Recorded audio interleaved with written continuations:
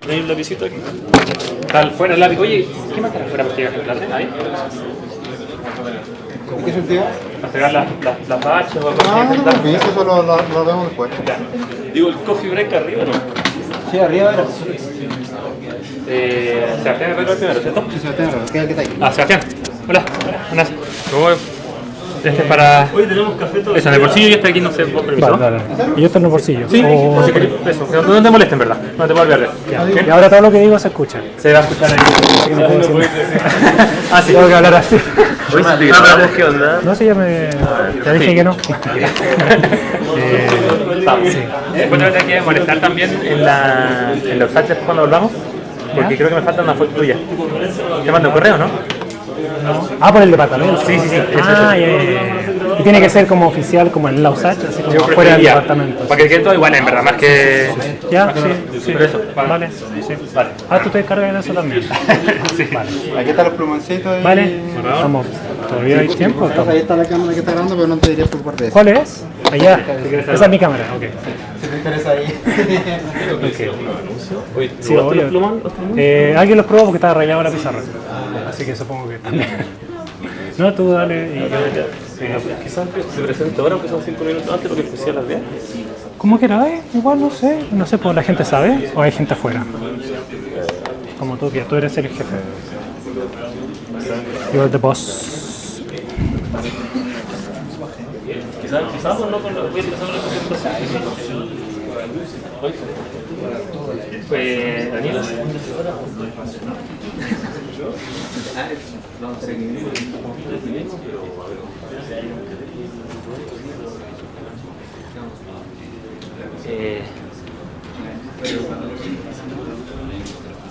Bueno, si vayas a hablar, puede ser cerca de las pizarras para que...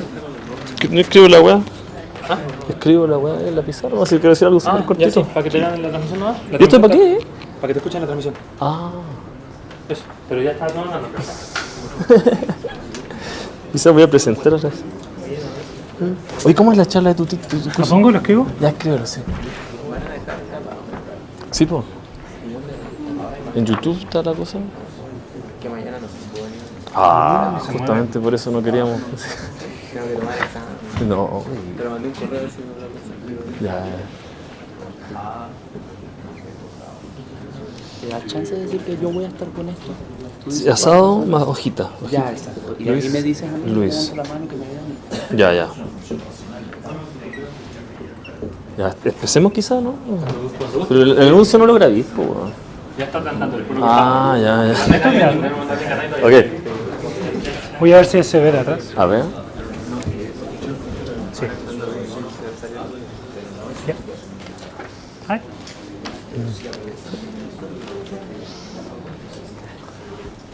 Okay, hello everyone. So we're very happy that you are here. So it's the first day of the summer school. Next week will be the conference. There will be more people, so I'm a little bit scared about the quantity of... We will need to find a solution during the week, so we will see what... Okay, so I need to go to do some announcements, okay? So the first one is the lunch is from 12... You see the schedule, no? But during the today, we will have some empanadas for students, I think, okay? It's like, we will see, some empanadas you will see there. But Wednesday, we have the barbecue. So the lunch will be a barbecue that we will do in, so it's Wednesday, Wednesday. It's 4, I think. Okay, so in Parque Alberto Hurtado. Okay, it's barbecue. We call asado in Spanish. Okay, barbecue. Okay, and we will do in Parque Alberto Hurtado. But I think Luis and Hector will. Yeah, Luis and Hector is somewhere else. Yeah, there. They will go with you to the park. I think you need to take some buses or as you want, so you can go there. So we will wait to you there with my brother. We will do the barbecue together, so we will be there. Okay. But it will be Wednesday for lunch. So after the talks will be 12 something. We will go there till from 1 till 6. We will be there. So we will play games. So if you have a ball, we can play football. We can. We will be drinking, eating there till during the day. Okay. That will be Wednesday. But Tuesday, Thursday, and Friday, you're free to go somewhere else to take lunch. Here there are a lot of restaurants and places, nice places where you can go. Okay? Okay. About the barbecue, this is important.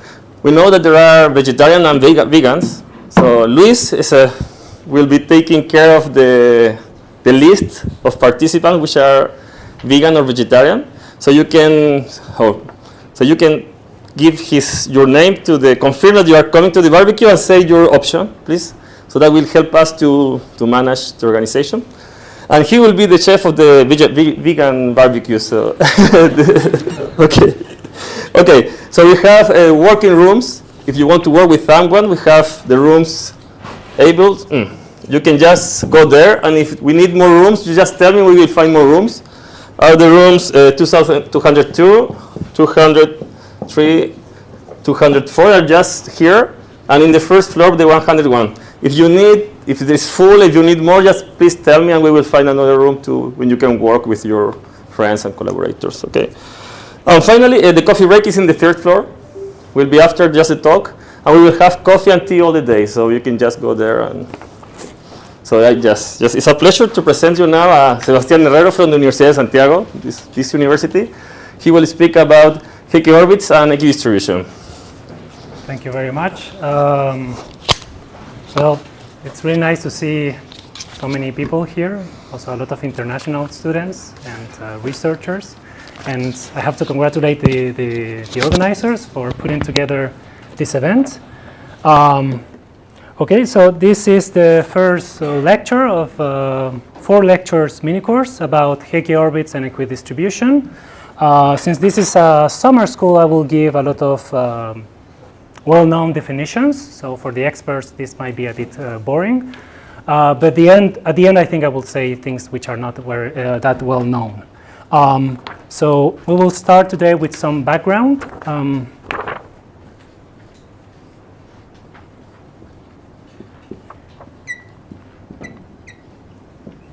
Background about elliptic curves. So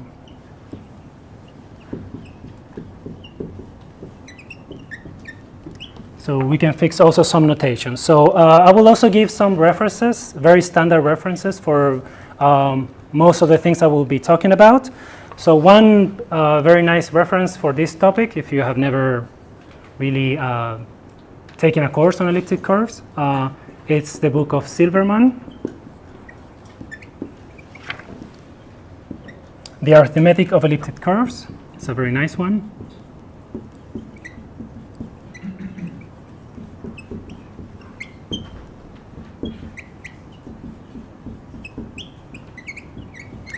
Please let me know if this is not big enough, so I can write even bigger.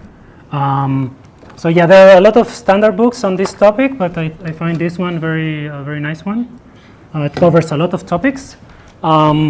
So I will just remind some definitions on elliptic curves. So what is an elliptic curve? So elliptic curve will be in abstract terms over some field K, which I will assume that is algebraically closed. It's a smooth projective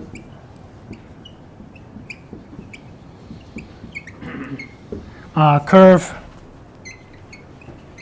of genus 1. Also with choice of a rational point. Let's call it P0, a rational point over the base field K.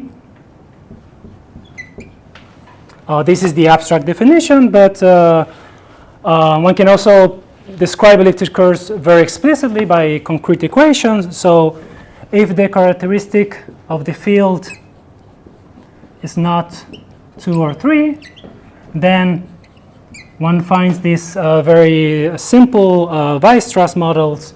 So the elliptic curve E can be described as a plane curve, y square.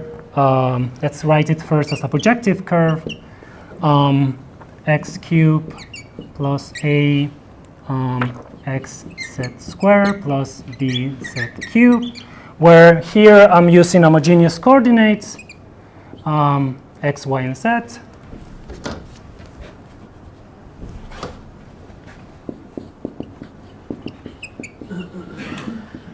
On the projective space over K.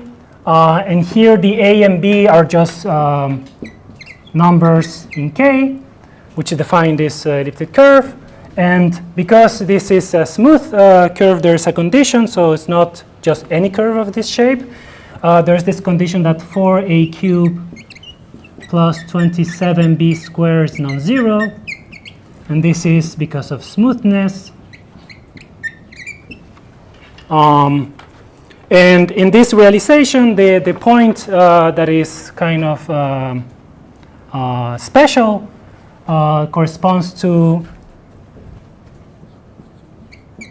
0, 1, 0, which is easily seen to be a solution to this equation.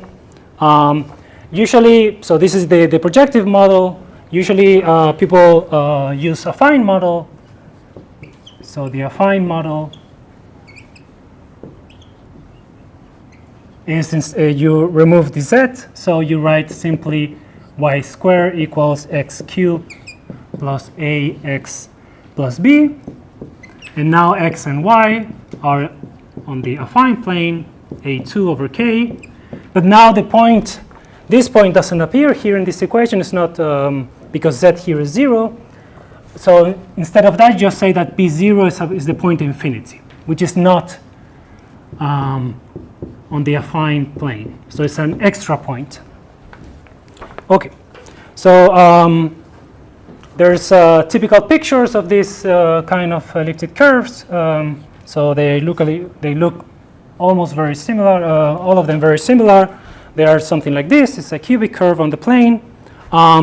The important thing about these objects is that they are not just algebraic curves. They have an extra structure that comes from some, there's a group structure on the rational points.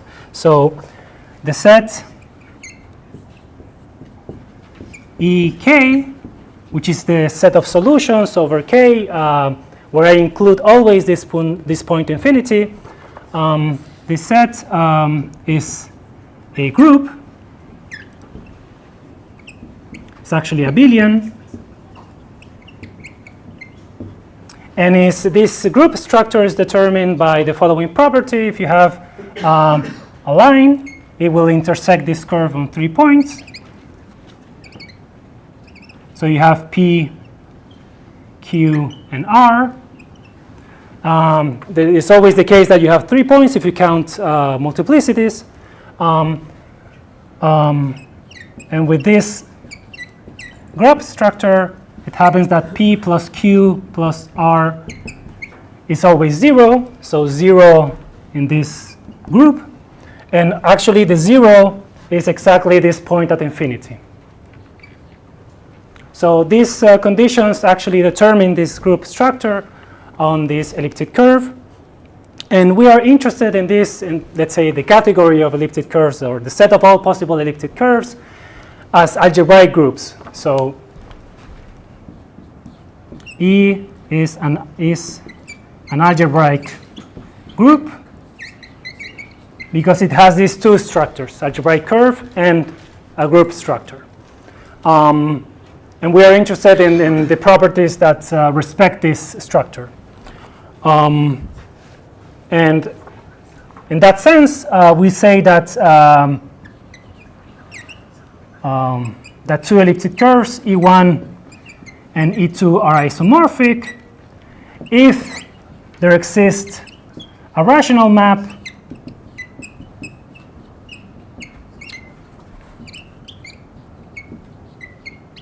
a rational isomorphism. So this will respect the algebraic curve structure such that it also respects the group structure. So the corresponding map that goes from rational points to rational points, it's a group isomorphism. Okay. Okay. as I said, this theory is very well, it's a very classic theory in number theory. There's a lot of very interesting questions, open conjectures about elliptic curves defined over Q, defined over number fields, and so on. Here I'm assuming that the base field is algebraically closed, so things are a bit easier in some sense. And instead of looking at particular elliptic curves and studying their arithmetic, what we want to do is study the moduli space of all elliptic curves. So there's a nice way of doing this using what is called the J invariant. So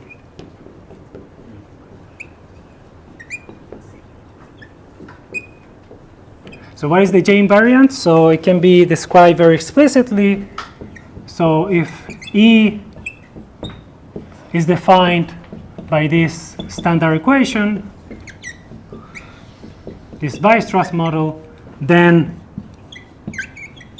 the J invariant is simply 1728 4a cubed divided by 4a cubed plus 27b squared, which I said at the beginning that this denominator is non-zero because the curve is smooth. So this is the non-zero discriminant condition for this plane curve.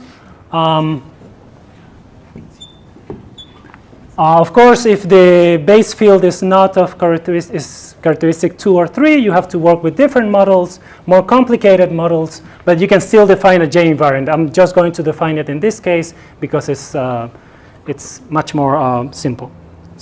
Okay. So let me give you just a couple of examples.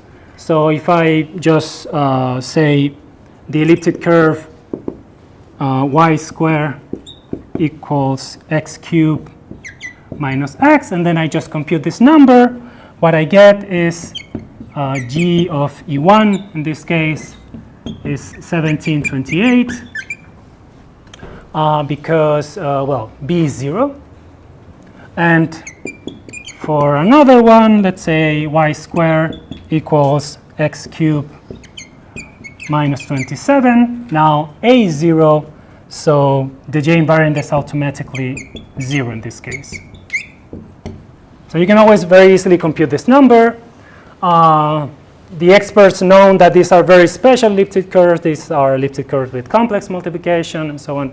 But we will not go into that at the moment.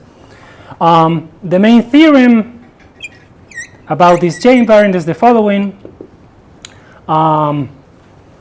So basically it says that J, it's a complete isomorphism invariant for elliptic curves.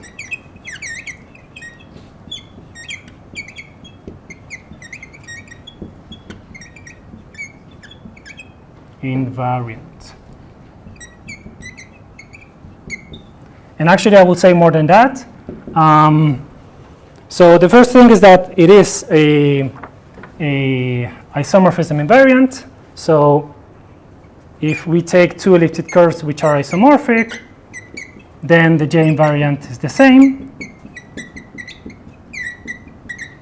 And this is actually an equivalence, which is harder to prove, but in this case this holds. And there's this other property that will be useful in a moment, that actually this number, which is just a number in the field, so this belongs to K,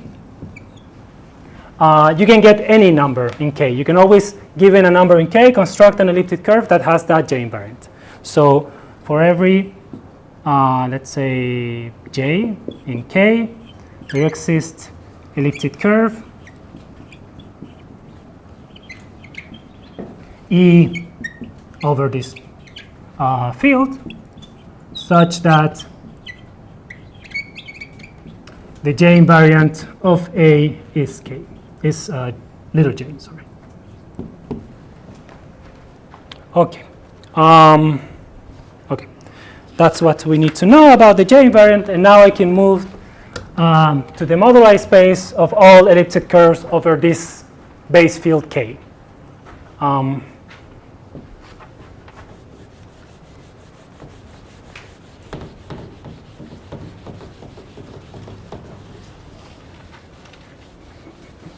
And I forgot to mention, but this is actually where we are using that the field is algebraically closed. This is not true in general.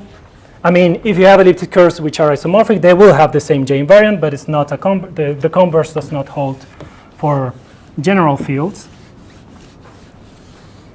So, as I said before, this hypothesis of working with an algebraically closed field actually simplifies a lot this result. So now I move quickly to the moduli space.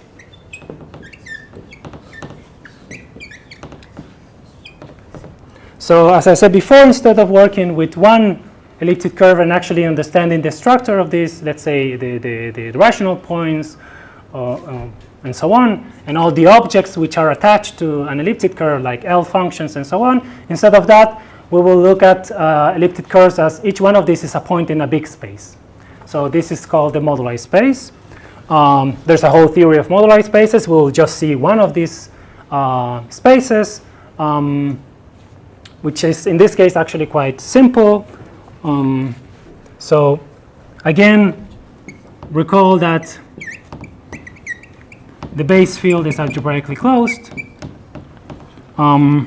So define, and I would just use a very suggestive notation, elliptic curves over K. This will be the space of all possible elliptic curves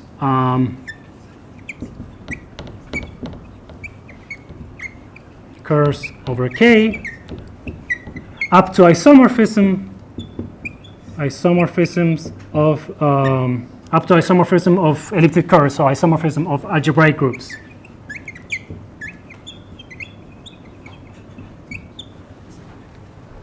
Okay, so this space in principle is very abstract. It's just it's a collection of things. Each thing is an isomorphism class of elliptic curves, but using the fact that the J invariant gives us a very nice way of determining when two elliptic curves are isomorphic, we have that the J invariant is well defined on this set. So there's a J invariant that goes from all possible elliptic curves to, in this case, K. I will just write it like A1K. So it's just K. And this is, let's say, a bijection in principle. It's a bijective correspondence. So let's say bijection.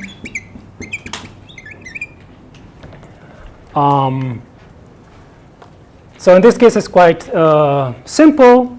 Of course, in general, moduli spaces are more complicated. They have most of the time they have an algebraic structure. They are some kind of algebraic varieties. In this case, the underlying algebraic variety that parameterizes isomorphism classes of elliptic curves, in this case, is just the affine line. Yeah? In case such that the field is of characteristic 2 or 3, the J still a complete isomorphism invariant? If the base field is algebraically closed, yes. This is independent of the characteristic, but the formula that I gave is not that one anymore. It's more complicated. It's a long, also because the model of the elliptic curve will not be in general like this. There will be like a long form Weierstrass equation. And then it will involve more coefficients. But this theorem is always true for K algebraically closed, any characteristic. Thank you. Yeah, welcome. So please always, if you have questions or comments, just go ahead. Okay. So actually in practice later, when we will focus on these equidistribution properties and Hicke orbits, K will be, in one case will be the complex numbers, and then it will be the p-adic complex numbers later. And somewhere in between there will be also the elliptic curves over FP bar, the algebraic closure of FP, just because we can always take reduction of elliptic curves over CP. So those are the kind of fields that we will be working with. So indeed, at some point we will have positive characteristic. But for today, I think this is general enough. Okay. So there's this then moduli space abstract definition, but very concrete realization. So in order to define Hickey orbits, I need to recall the definition of an isogeny. So let's talk about isogenies of, between elliptic curves. So what is an isogeny in this setting? So it's simply a non-trivial morphism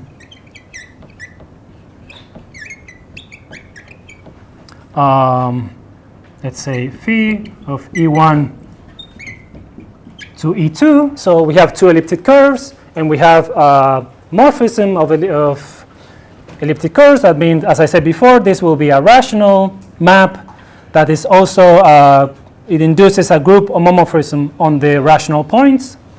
And non-trivial means that this is not constant equal to the 0 element of the second elliptic curve, because you can always define that trivial map, sending everything to the 0 element here, and this is of course a rational map, is the only constant map that is actually also a group homomorphism.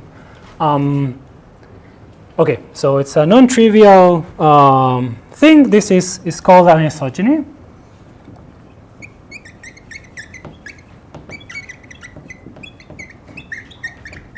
In general, when people work with abelian varieties, one has to assume that there's a finite kernel, but in this case, this will be automatic. So in this case, we can just give this simple definition. So any of these maps defines, as usual in algebraic geometry, it defines a map between the fields of rational functions, which is called phi star. It goes from, I always get this wrong, k E2. This is the field of rational functions on this curve. And this is actually an injective map to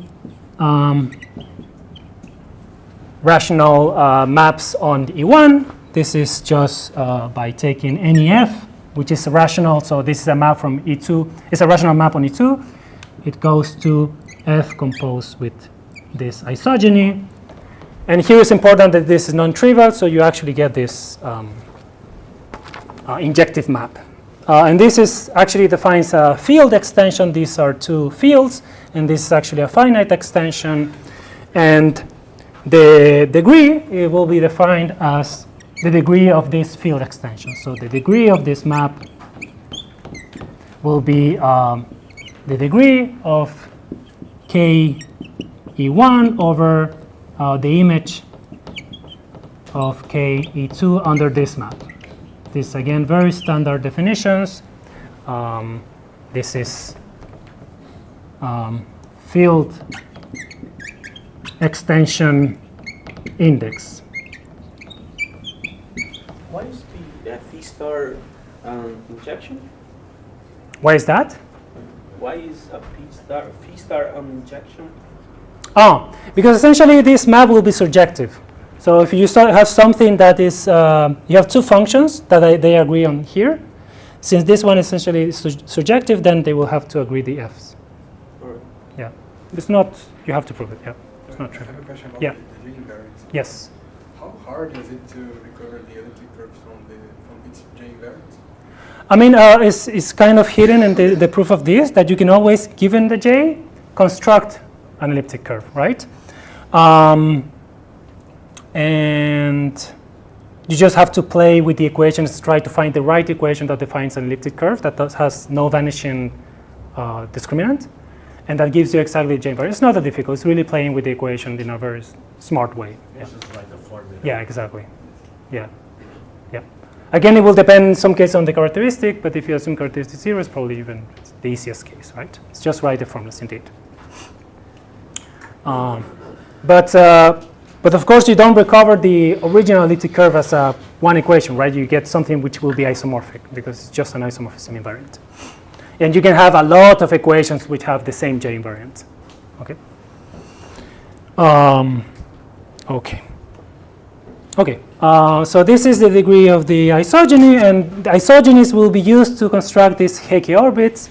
For the moment, let me also say that there is a notion of separable isogeny, which in this case, in characteristic 0, it's not really important, but I think I will use it later. Just want to show you that there are different flavors of isogenies, basically. They are quite different, depending on this separability condition. So,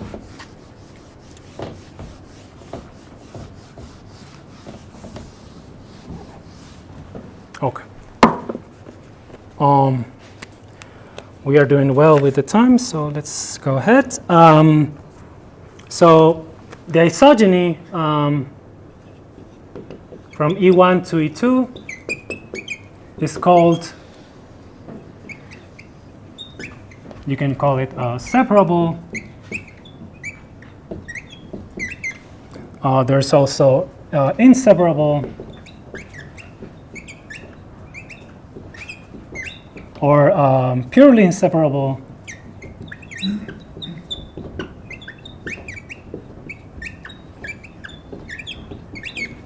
if the corresponding extension, which was again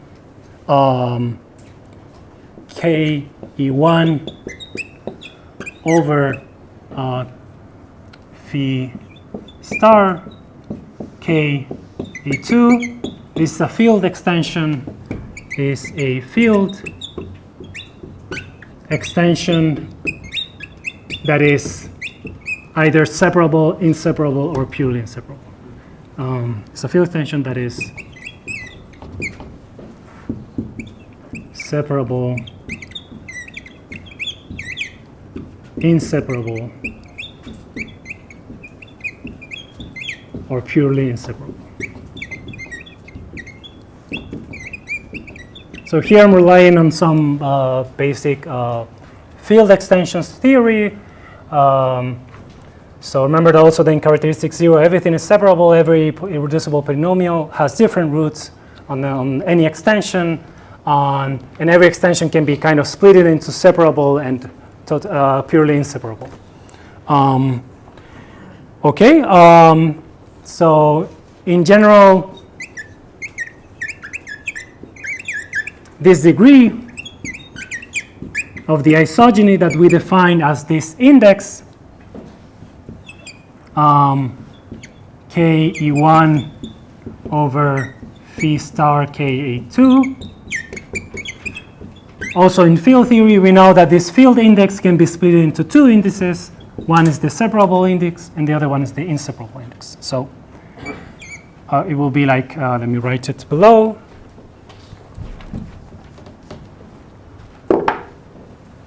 So this I will do it right now. So it's separable times the inseparable part.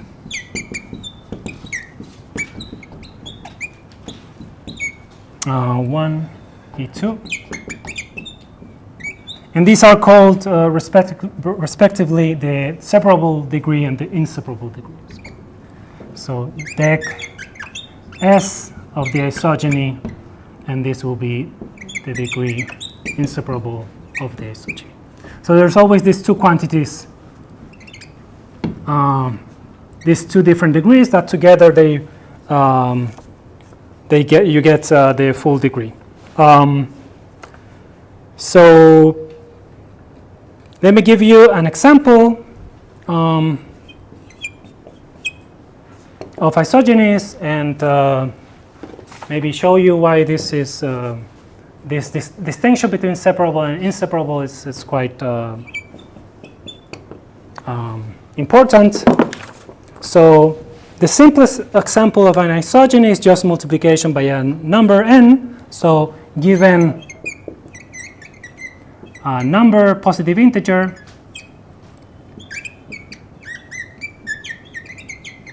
you have multiplication by n on the elliptic curve, So we fix one elliptic curve, and this will be an isogeny that goes from E to E. That is defined simply by taking a point and taking P plus P plus P n times. And this is an isogeny, is isogeny of degree n square in this case. This is the, let's say, the full degree of this isogeny.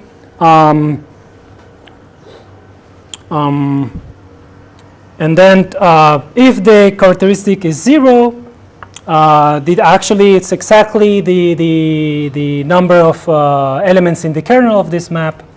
So if the characteristic is 0, then the kernel of this map, this multiplication by n, it's what is known as the n torsion points of the elliptic curve.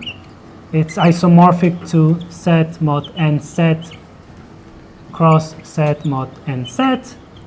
So in this case, the degree is exactly this kernel, the cardinality of this kernel.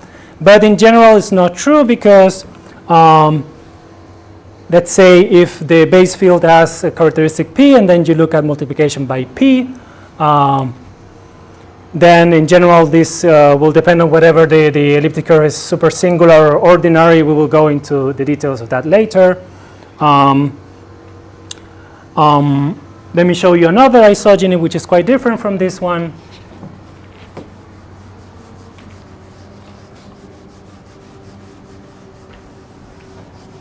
So I want to say here that if the characteristic is 0, then the kernel is that. Hence, in this case, the degree matches the number of elements in the kernel. And I will come back to this later. But this is a very special situation.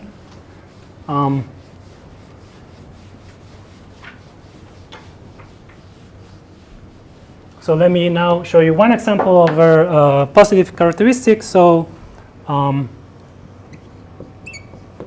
we can take, let's say, the elliptic curve E, which is again defined as y squared equals x cubed plus ax plus b. And then what you can do, if I look at this over fp bar, which I'm just saying that the coefficients are now on this field, we can always take like the same equation, but then you raise the coefficients to the p power. And because we are in characteristic p, this raising to the p map is actually field morphism over fp. So you can check that actually the discriminant of this one will be just the discriminant of this one to the p, hence it's not 0. And then we have the Frobenius map that goes from e to the p, which is defined by just sending xy to x to the p, y to the p. And as I said before, because we are in characteristic p, this is a raising to the p is a field morphism. Hence, if you raise to the p these numbers, if they were solution of this equation, then raising to the p will be solutions of this equation. And this, of course, has this is an isogeny with trivial kernel. So the kernel of this map is just 0. It's like an injective map on the groups. But in this case, this number of elements in the kernel is not the same thing as the degree, because one can show that the degree of this Frobenius map is actually p. So here we see this this difference. Okay. Okay. So what's happening here is that in general,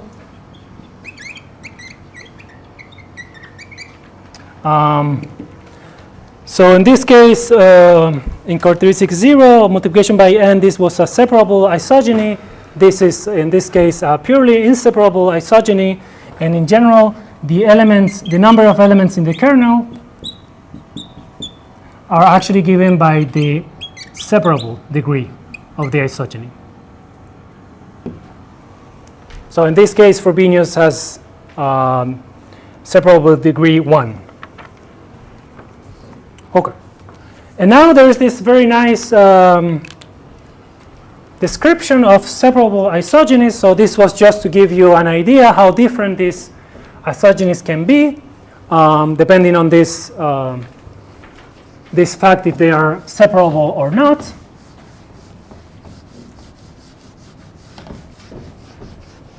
And I should maybe also say quickly that any isogeny is essentially a composition of a separable isogeny and something that looks like this Frobenius. So putting these things together, you get all possible isogenies. But now we will focus only on separable isogenies for the moment. So let me give you one proposition.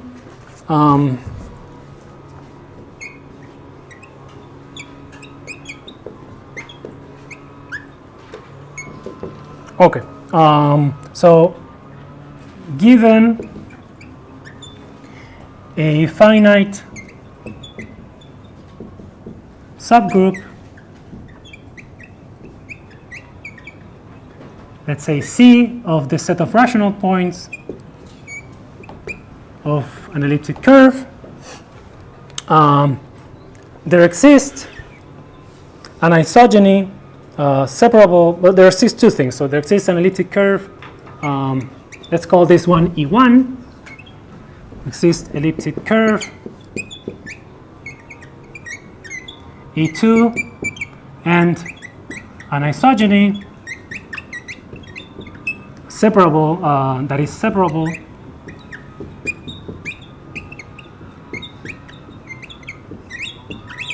this isogeny will go from E1 to E2 with kernel equals C.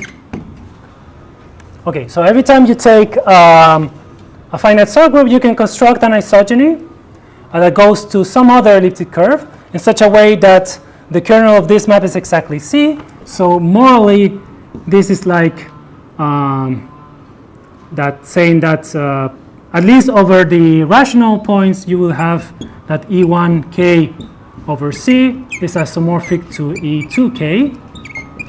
As I mentioned before, isogenies are always surjective. So they find these surjective maps on the k rational points. And this is just the standard theorem of group theory, that if you take the quotient by the kernel, then you get the image. In this case, is E2k. And this pair of E2 and the isogeny is essentially unique up to isomorphism. Moreover, let me be more precise. If we have another isogeny going from E1 to E3 is a separable isogeny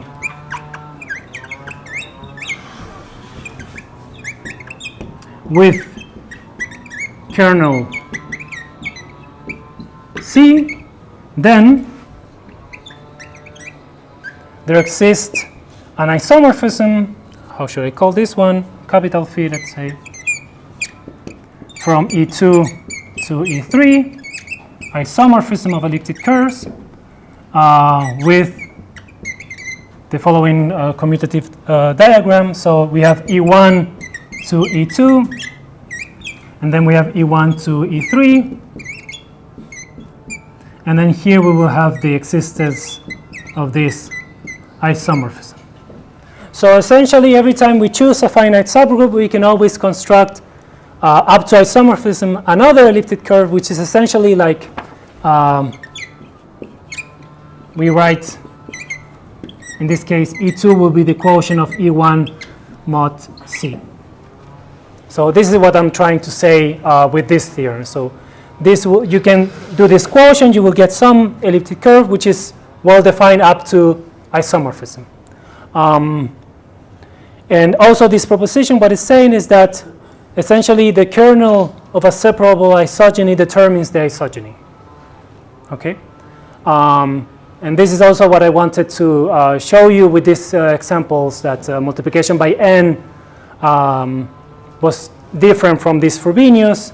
This is a trivial kernel, but it's not an isomorphism because it has degree larger than 1. Isomorphism of elliptic curves can be thought of as isogenies of degree 1. Okay, so this is a very important definition. There is a more abstract way of constructing these elliptic curves. Here I'm just using this proposition that you can construct an E2, and this E2 is unique, also together with this map. There's a more fancy theory in algebraic geometry that allows you to construct these quotients, but again, in this setting, we don't need that general theory. Okay. Just another Yeah. question. Yes, please. The Go. map Yeah. phi goes to E1 To E2? evaluated over K, or is just E1? If I put k here, Yes, is it implicit that is over K? define over k, or so what I'm trying to write here is just that this is a rational map between curves that also has this corresponding map on rational points, right? So I always write like from E1 to E2. Yes. Somehow to distinguish it from the map, the induced map on k rational points. So this is not the same notation for E1 over K and E2 over K. When I put the k in parentheses here. The other one is just to emphasize that you're just looking at this as a map on groups. When I put it like this, it's to emphasize that this is really between elliptic curves. It's like it has this rational structure as well. All right. Does that make sense? Then general, but not evaluated over field, right? What do you mean evaluated but over a field? E1 Yeah? parenthesis K Yeah? is not implicit on this map. I mean, if you want to, yeah, you can define it. It will be determined by the map on the k rational points. Yes, you can also write it like this. Yeah. Right. Yes, that was my question. Yes, I think in more general, I mean, we are working with very big assumptions that we are working over a field. Actually, the field is algebraically closed and so on. And in algebraic geometry, people work with very abstract varieties, even schemes. And then it might be the case that you have like some algebraic objects that don't have any rational points. So you want to distinguish working with in the algebraic setting, let's say in the algebraic geometry setting, versus just working with the k points. Right. So there's this distinction. But in this case, you can think of this is always a map, let's say, on the actual points, like the points which are defined over k, so they are elements in k which satisfy the equation here. They are mapped to points here. Yeah. Perfect. Yes. Yeah, that's it's a simpler way of thinking of these maps. Thank you. Yep. Thank you. So okay. So okay. Here, I think here's the same discussion. So here I'm writing that this is obvious. You always have this. I said before is a consequence of the usual what is it called? First isomorphism theorem of groups. That you have a map from E1k to E2k, a group morphism. Then this one mod the kernel is isomorphic to the image. And in this case, I'm also using that this is the image of the isogeny, right? And here it is a simple statement about groups.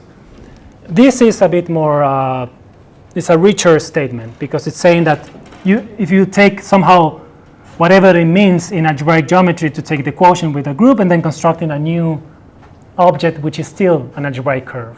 This is not obvious, right? So in that sense, this is deeper than this. Yes. Yeah. Yes. Okay. Because the map is defined over E1 to E2. Yeah. So In this case, it's obvious when you take k Yeah. rational Yeah. points, But here it's not. this is more abstract. Yes, so yes. The fact that this quotient, you can make sense of it as an algebraic curve, this is deeper. Right. Otherwise, you just say this is a group. But being a group doesn't, I mean, with the k rational points, if you put here and then you take the quotient, why does that have to be the k rational points of another curve? This is deeper. Yeah. So that's a good point. Thank you. Yeah. Okay. So now, since I have all these basic definitions, now I can tell you about Hecke orbits. So I guess this is 2. Hecke orbits, let's say. So here I give you another reference. Everything I said before, all this discussion about isogenies, J invariant, elliptic curves, models, K rational points, everything is contained in this book of Silverman. For Hecke orbits, there is at least one good reference. It's an article by these two guys, Diamond and Im. And this paper is called Modular Forms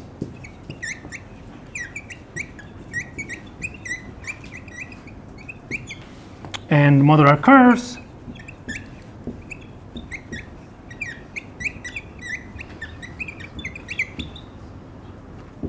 And I think this is 1995. So, well, in the background we will see later, but there's a lot of there's this theory of modular forms and modular curves. I will explain that a little bit more later. At the moment, I'm just trying to keep all the definitions as simple as possible.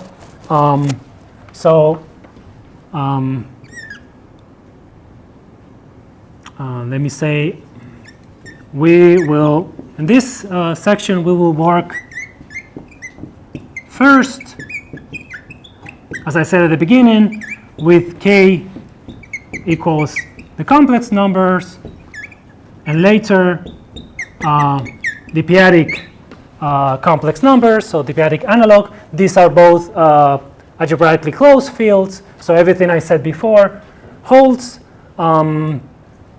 And because of this, here we can assume that the characteristic is 0.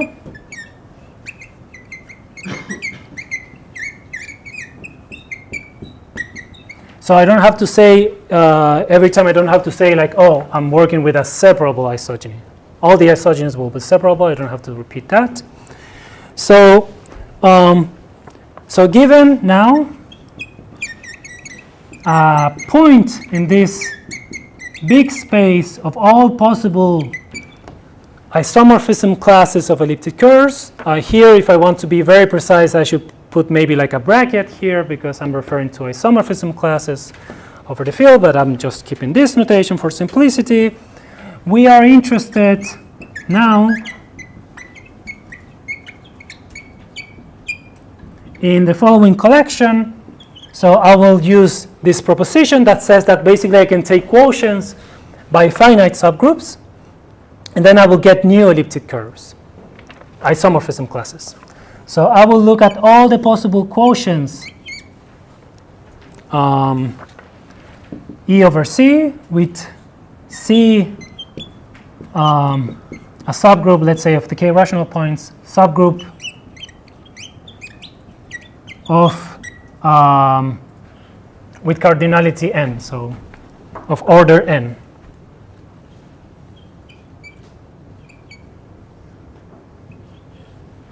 Okay, so this is given n. So we're interested, and then given a positive integer, say,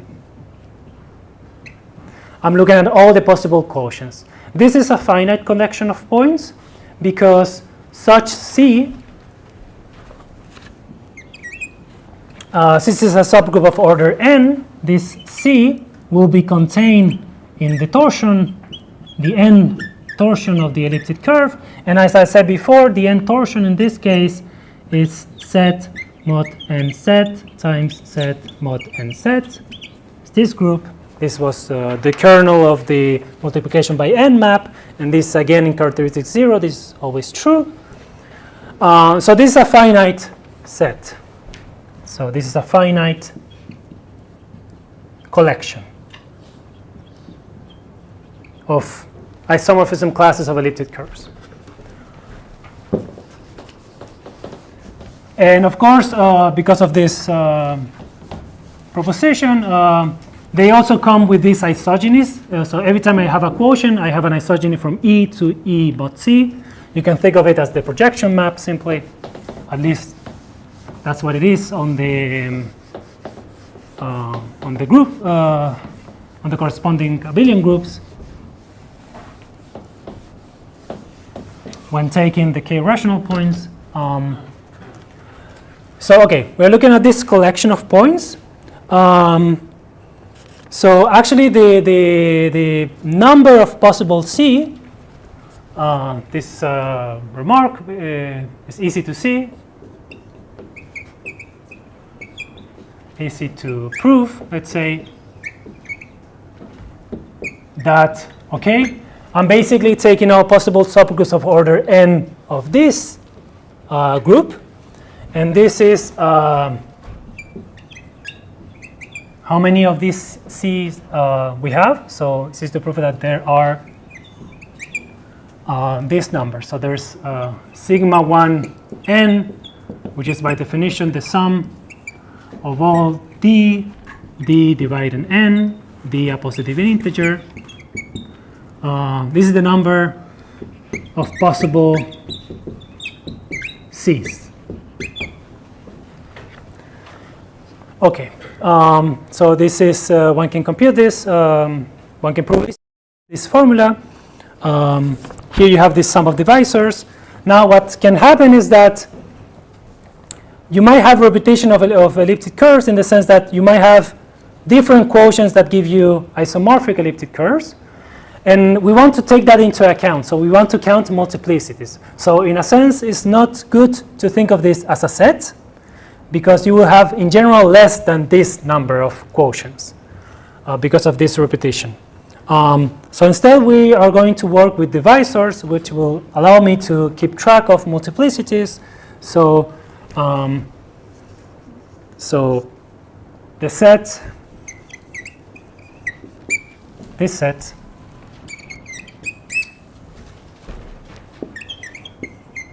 can have less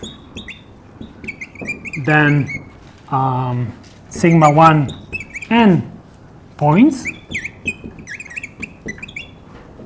This set is, of course, contained in the moduli space, so it's like this. So in order to take into account multiplicity, so it's better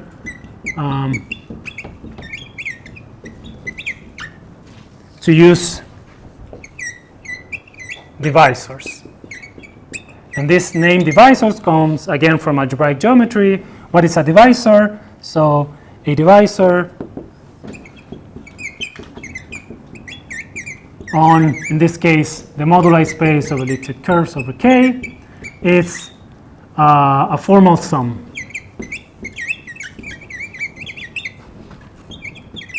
It's a formal sum of the form sum. Let's say there will be some NE, and then you have E. And E runs over all possible elliptic curves. The NEs are integers. So this is an element in the free abelian group generated by all possible elliptic curves classes. And this is a finite sum. It's a formal finite sum. You can add two different divisors. By finite, then I mean that these numbers are, most of them are 0, just finally many of them are non-zero. And each coefficient, NE, is an integer. So this language of divisors, as I said before, comes from algebraic geometry because this space of elliptic curves has this, it's the affine line. So a divisor on the affine line is just a collection, this formal sum of points with some multiplicities. So these ends are supposed to take into account multiplicities. So what we do now, we defined then the Hecke orbit using what is called the Hecke correspondences.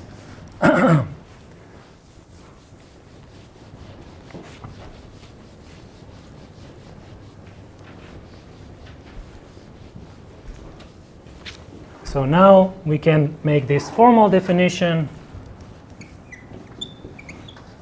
So we define for n a positive integer. The Hecke correspondence Tn goes from what should I write? Divisors.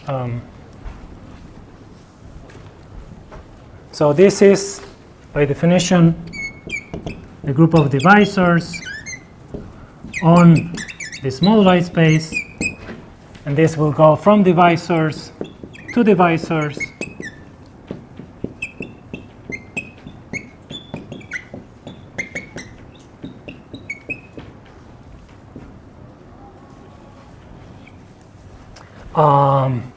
So this is a linear map. This is a set linear map with, so since this is a set linear map, I only have to define it on points. So Tn of E will be the sum of all possible quotients of E mod C, with C a subgroup of order n. Okay. So this is a divisor on the moduli space. The degree of this divisor, well, in general, every divisor has a degree. So let me write here the degree. Let's call it this D or something like this. The degree of this divisor is simply the sum of these coefficients. So you kind of forget about the points. You just take these integers and you take the sum of these. Because this is a formal finite sum, this finite integer. In this case, the degree of this divisor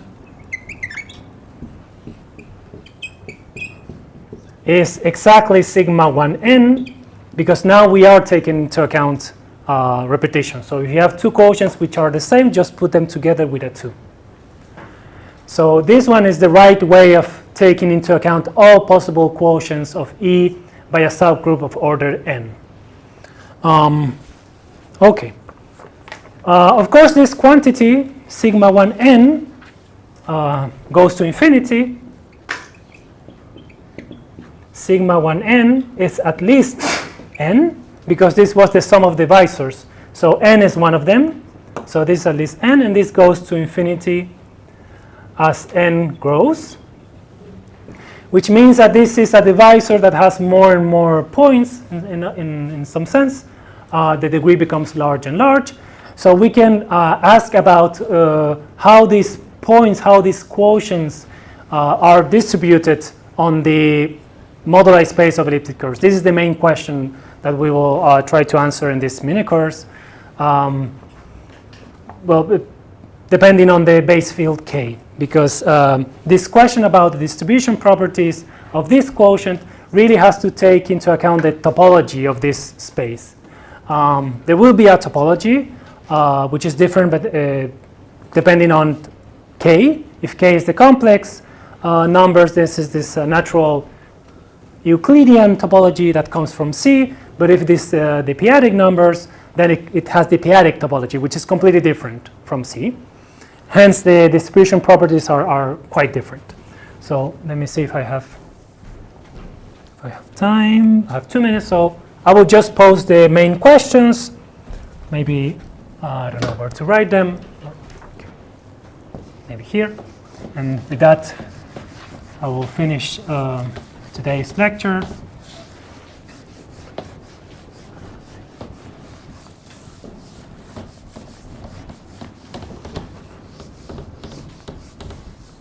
So let's say we call, let's say, the collection of all these divisors. So for a given elliptic curve, I can take this T and E. This is a divisor, and I can look at all of them. This is a sequence, and this we call the Hickey orbit. Orbit of the given point E. And the main questions are,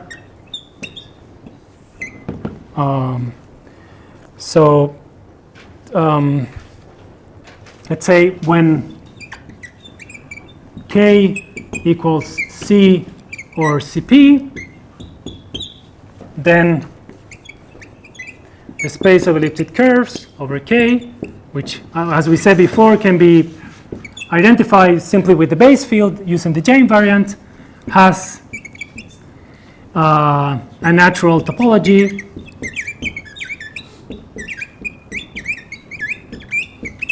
so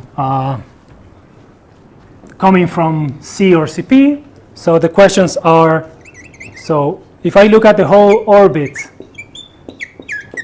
and by the whole orbit I mean, let's say, the union of the support of these Hickey orbits, and I take the union of all of these. So this, by the support, I just mean the set that I was describing before. So the support of T and E. And now I go back to the first attempt to define this Hickey orbits, which is just taking into account the set of all possible quotients.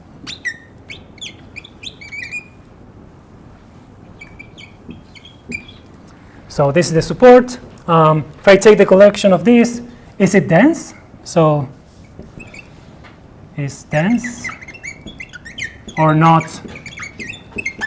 let's say, in the whole space?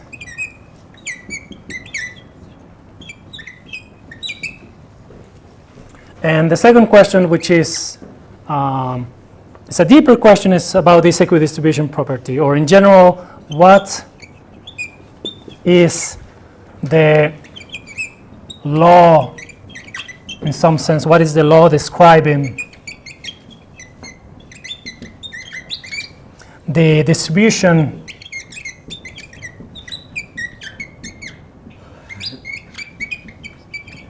of the Hickey orbits of, let's say, more precisely, of T and E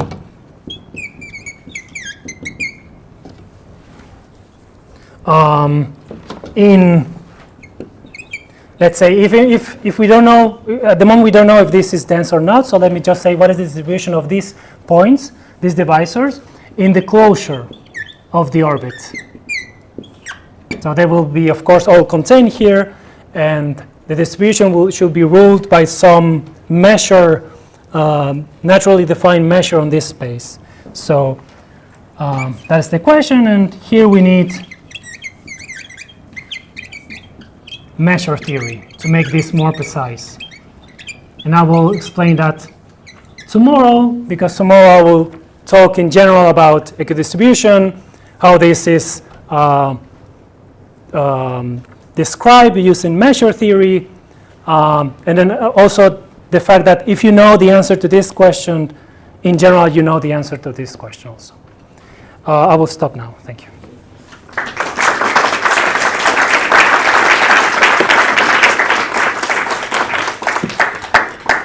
Do you have any question Or comments? observation about the? Yeah. Yes. So when K is equal to C, I know that the torsion subgroup is a finite group. Yes? So it seems that the sequence stabilizes after sufficiently large n, right? Because, for instance, if n is greater than the torsion subgroup, we will not have the subgroups of order. Oh, sorry, I think you're, okay. Over C, the n torsion has cardinality n squared, so it grows. It's over, it's, maybe if you work over a number field, then you have a restriction of, you can have elliptic curves over Q, let's say, they have finally many, in some cases, you can have finally many rational points over Q.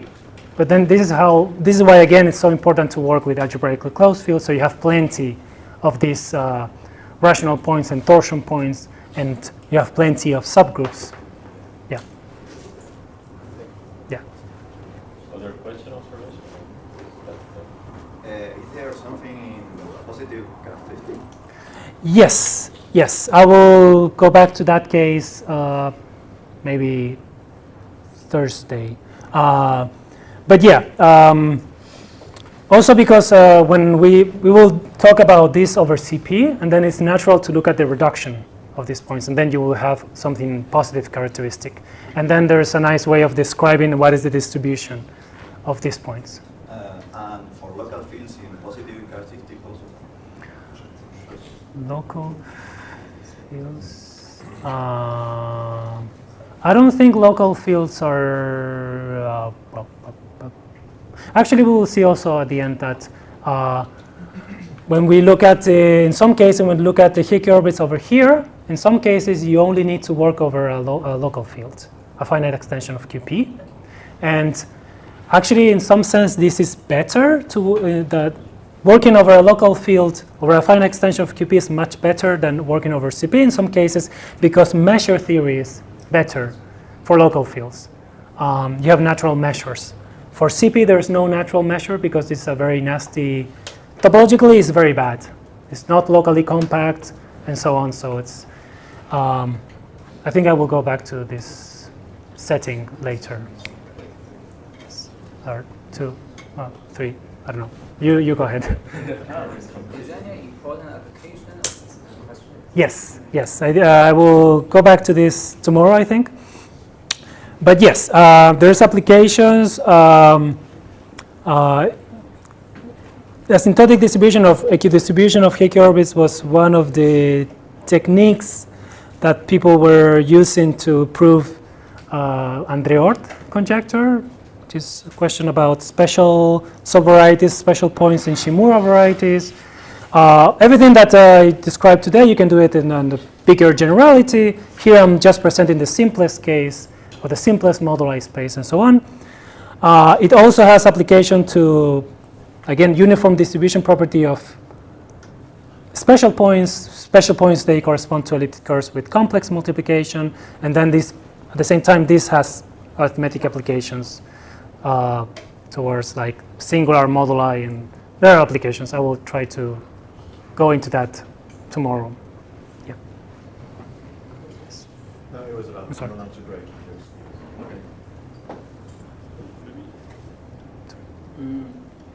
You said that if K is a local field, the property is better described because of the measure theory is better in the local field. Is there a Hasse principle that can help us to consider the global field? I don't know if I should pose it as a Hasse principle, but definitely, again, on the case of CP, we will play a lot with this reduction, like that you can go from characteristic 0 to characteristic P. There will be some, we will lose some information, but then we will try to go back to CP. I don't know if I should call it like a Hasse principle, but there definitely there will be like a Local, global. Ah, but you mean local global? Sorry, I was thinking about something else. I was thinking about something else. You mean like local global? I mean, there is. I will try to rephrase the question, I guess, but there is a natural question that we don't know how to answer, which is, okay, if you know something about C and you know something about CP for all P, can you somehow put all of these together? Even though this is still not a local global principle, because these are not, but still there is this question how to put the different results that one has. We will see that the uniform distribution or the asymptotic distribution properties over CP are quite different from C. And we still don't know if somehow everything can be put together in just one big result in a way. I don't think it's possible, but So if we know like the distribution of the p-adic numbers, yeah, we cannot know the distribution no. to the global case. By global, you mean like, sorry? Case. No, rational. Yeah, the thing is, this is only well defined in a way if you're working with a algebraically closed field. You can work with q bar if you want and do all this construction. And essentially, what we are doing here is starting with q bar and seeing this as over C and then over CP, right? And then doing this distribution, symptotic distribution properties in with these different topologies. But it's not clear how to combine the different results in these different settings going back to q bar. All right. I don't think this, maybe we can talk about it at the end once we see everything that we have, all the results, and then we can try to see if, I mean, I've thought about this and I don't see how to put everything together to get something about q bar in just one statement. All right. Because the distribution properties are different here and here. It's not the same thing. Okay. Yeah, thank you. Maybe you can continue the discussion during Sure. the coffee break. And Sure. Okay. Let's thank again the speaker.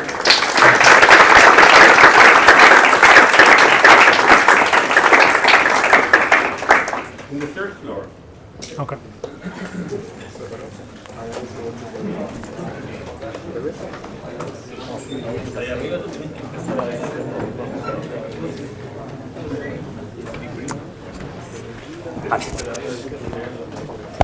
Vale.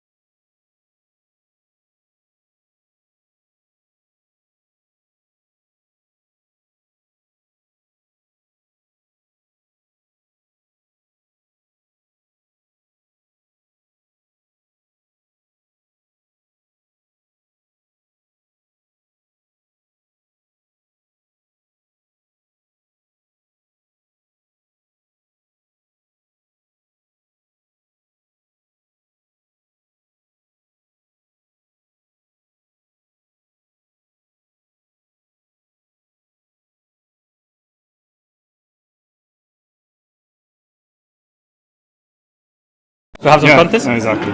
But I'll try and just if I you remember, forget, it doesn't matter. If I forget, just remind me. Yeah, because I put an angry face in the back. Exactly. Yeah. Or even shout. You don't have to, in case I miss your angry face. Okay. Perfect. No, actually, I think I'm here. Yeah. Okay. Is that all right? Yeah, you can put it. Let's see if I can. I'm not sure if it interferes somehow with. Should be okay. Yeah, that's better. Yeah, then it doesn't scratch my shirt. It's better.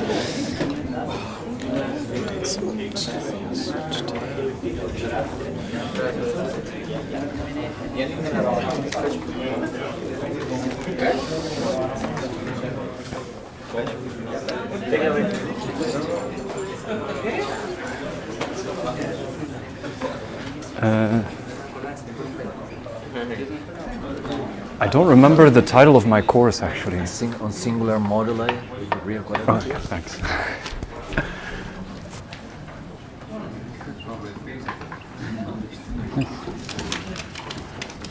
That's what it is. Okay, perfect. Thank you. You're a very good chair.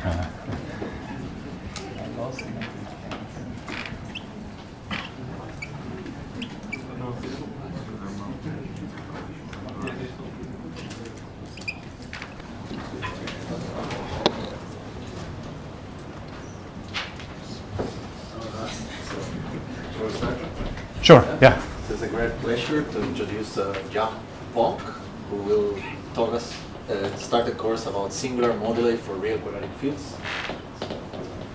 Okay, thank you. Thanks, Gonzalo, and thanks very much to the organizers for having me. It's a great pleasure. So what I'll do today is I'll give a very gentle piece of motivation for what is to come, and today will be entirely motivational.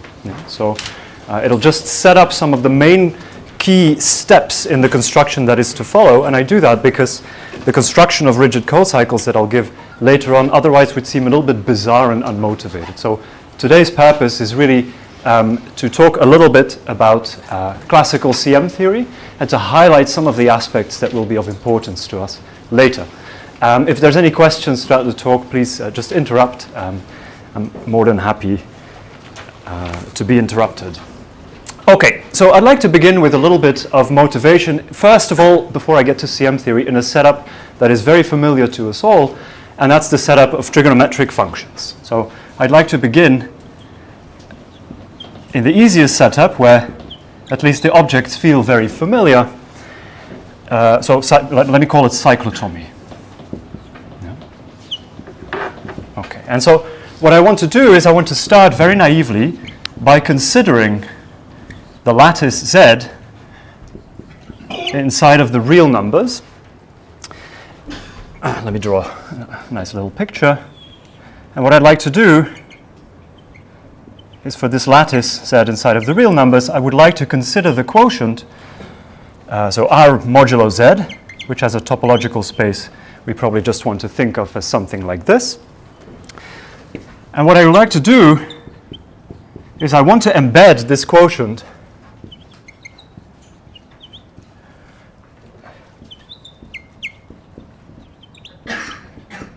R modulo Z algebraically. So meaning I want to find an algebraic variety whose R points are precisely this. Okay, so let's pretend that we don't know anything and we just approach this very naively. The first thing we'll want to do is we'll want to construct functions on the reals which are invariant under translation by Z. So this is my quotient map here. And very naively, we can obtain such functions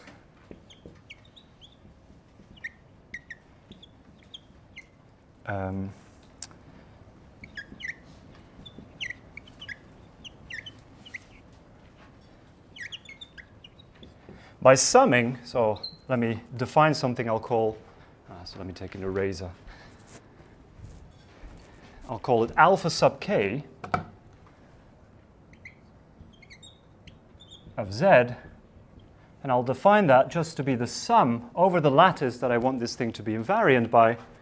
So this will be lambda inside of Z, let's say. And then I'll just take 1 over z minus lambda to the power k, which is absolutely convergent as long as k is at least 2. So this gives me a very nice collection, 1 for every k, of invariant functions under translation by elements of my lattice, by absolute convergence. Okay? So between these infinitely many functions that I've constructed, the game is now to try and find relations between them, and those relations will be polynomial equations, possibly for the quotient. Yeah? So let me just remark that many polynomial relations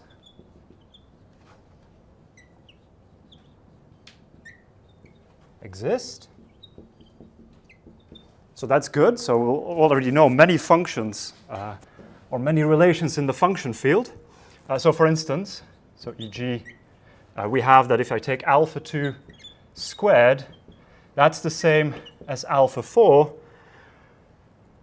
plus omega 2 times alpha 2, where I'll tell you what omega 2 is and in general what the coefficients of these relations are. So the coefficients will all be elementary expressions of the quantities that I'll call omega sub k, and they're just the sums over this lattice point, so lambda in z, raised to the power minus k. Yeah? So let's say k is at least 2 here. Yeah? So here's an example of such a relation, but many other relations exist. But we would like to find all the relations in some sense, so that we know the function field and that we know how to embed this thing as an algebraic variety. Does everyone know about the asado? Everyone's coming? If you weren't convinced yet, you should definitely come. Daniel and his brother will make the food, so that must be good. So if everyone knows about it, is it okay if I erase it? So I have a little bit more space on the board. Okay. Good, but I already messed it up, I think, with the other eraser. But this is much better. Okay, so I'd like to make sense, ideally. I had this restriction k is greater than or equal to 2, but I'd like to make sense of it at k is equal to 1. And somehow that feels like I have a much better chance of generating all of the relations. So I'm going to perform 2 steps now, which are very innocent in this cyclotomic setup, but will also be the main steps in the story to follow. And so the first is we want to set k equal to 1. Now if I do that, I don't get something that's absolutely convergent anymore. So I'm going to have to regularize it. I'm going to have to adjust the naive expression for alpha 1z. I'm going to do this as follows. So I'm going to take the sum 1 minus z minus lambda, where lambda is in z, and I'm going to subtract the divergent part. So this sum 1 over lambda is divergent. That's bad. That's going to cause this thing to fail to be absolutely convergent. So I'm just going to subtract that off, which in this case means adding 1 over lambda. Yeah?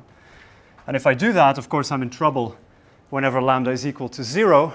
And so I'll denote this sum prime to be just all of the elements that are non-zero. Yeah? So sum prime means all the lambdas in z, but not 0. Yeah? And so later on, I'll just write sum prime. And to correct for the 0 term, I'm going to add that one manually. Yeah? So this sum, alpha 1 of z, by this adjustment, is now indeed translation invariant. This is absolutely convergent. So we had to do this small regularization, but now we made sense of what alpha 1 is. We find a key relation, which in fact will generate all of the relations, namely that alpha 1 squared is the same as alpha 2, as long as I subtract this mystery number 3 times omega 2, where omega 2 was defined by this equality here. So that's one of these periods. Yes? Sorry, can you repeat why is the prime in the summation? The prime in the summation is because if lambda is equal to 0, then this doesn't make sense, because I'm dividing by 0. Yeah? So I'm excluding that from the sum, and the sum that corresponds to lambda is equal to 0, I've just left there without any change. So I took that one out, and that's what this guy is. Yeah? Okay. All right, so that's a kind of a key fundamental relation in the function field of the quotient. Very good. And you could call it a day and stop there. This is a very nice equation for this quotient as an algebraic variety. You take variables x and y, and you have the map from R to the curve defined by this relation, where this is x and this is y. Very nice algebraic variety, but with some weird coefficients, and perhaps not the most natural thing you would think of. So we keep going. And we perform also a second step.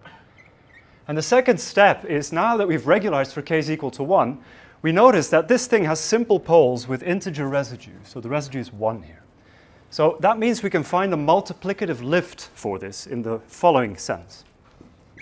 So the second fundamental step is to find a multiplicative lift. Now what does that mean? I mean, for the map, which henceforth I'll refer to as d log, and d log is the map that sends f, some function f, to f prime divided by f. It's the logarithmic differentiation map. F prime means the derivative with respect to the variable z. Okay, so in fact, I can write you down such a multiplicative lift explicitly. Let me call it sigma. This is the second way to write a Greek sigma of z, because I'll need the other way in my sequel.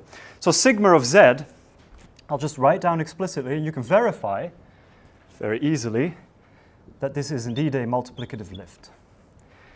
So I'll take pi times z, and then I take the infinite product, and this is product prime, so this means, and I'll write it again, but henceforth I will probably drop the subscript from the products and sums and just write pi prime.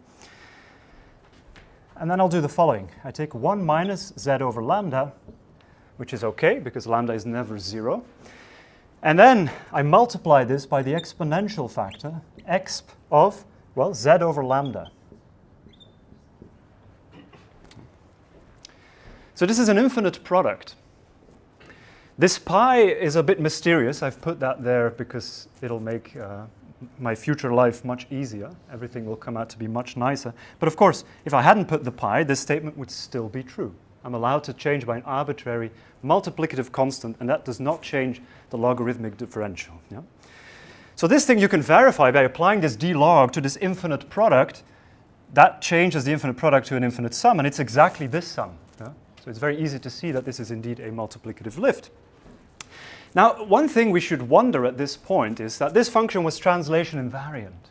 Does this function still have that property? And the answer is no, but almost. And this will often be the case. So what happens in this case is that, well, as we've already checked in the air, but I invite you to check carefully, is that the d log of this sigma function, so meaning the derivative of the sigma function with respect to the variable z divided by the sigma function, is exactly this function alpha 1 that I defined earlier. So that's alpha 1 of z. And that's the first statement. And the second statement, which I told you we should be slightly more worried about, is that if I take this sigma function and I translate by 1, hoping that this will still just be sigma of z, this is almost true. In fact, you can check that this is minus sigma of z.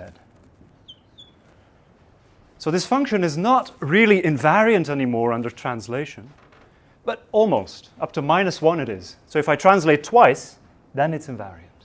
Okay. All right.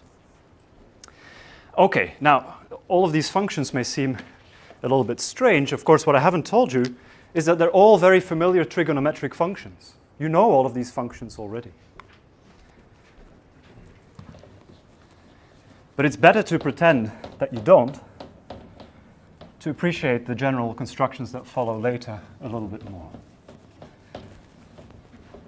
Okay, so one first sort of classical fact that I would like to mention is that Euler was very well aware of all of this. So all of this appears in the work of Euler. And one of the nice things he did, and this is kind of a theme I won't discuss much in these lectures, but since I'm here, well, we're here kind of in the neighborhood, I might as well mention it, since I just introduced all of these things. So the first theme, which is the theme of periods, is that all of this was very familiar to Euler. So Euler realized that in fact this sigma of z is an old friend. He realized that sigma of z is just the sine function of pi z. Yeah. The sine function certainly has, superficially speaking, the same kind of behavior. Yeah? It has simple zeros at all of these integers, and it has this invariance property. And in fact, that's more or less enough to justify this equality. Okay? So Euler realized that. And so that's great because this implies that if I take alpha 1 of z, alpha 1 of z, first of all, I've defined it as this infinite product, but I can very easily expand it as a power series in z by using the geometric series expansion of this term.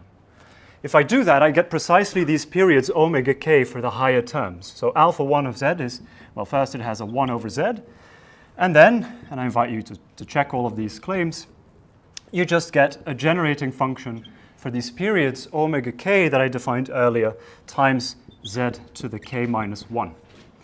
Yeah? So here k will be greater than or equal to 2. Notice, by the way I defined omega, when k is odd, omega is 0. Yeah? Omega k is 0. When k is even, not necessarily, and in fact, that's precisely the content of the work of Euler to give a formula for that. Now he noticed, he said, look, alpha 1, that's the logarithmic derivative of sigma, and sigma is the sine function, so what's the logarithmic derivative of the sine function? It's the cotangent. Yeah. And the cotangent, that's the cosine divided by the sine. He could expand using his formula, so this is equal to, well, I said the cotangent, but it's pi times the cotangent of pi z. And using, I think this is blue, his famous formula, e to the I theta is cosine theta plus I sine theta, which is Euler's formula, so this suggests Euler knew about it. He did, so he could use it. Using this, you'll be able to verify that this is equal to minus pi I times e to the 2 pi I z plus 1 divided by e to the 2 pi I z minus 1. That's a times. Using this formula. So it follows from this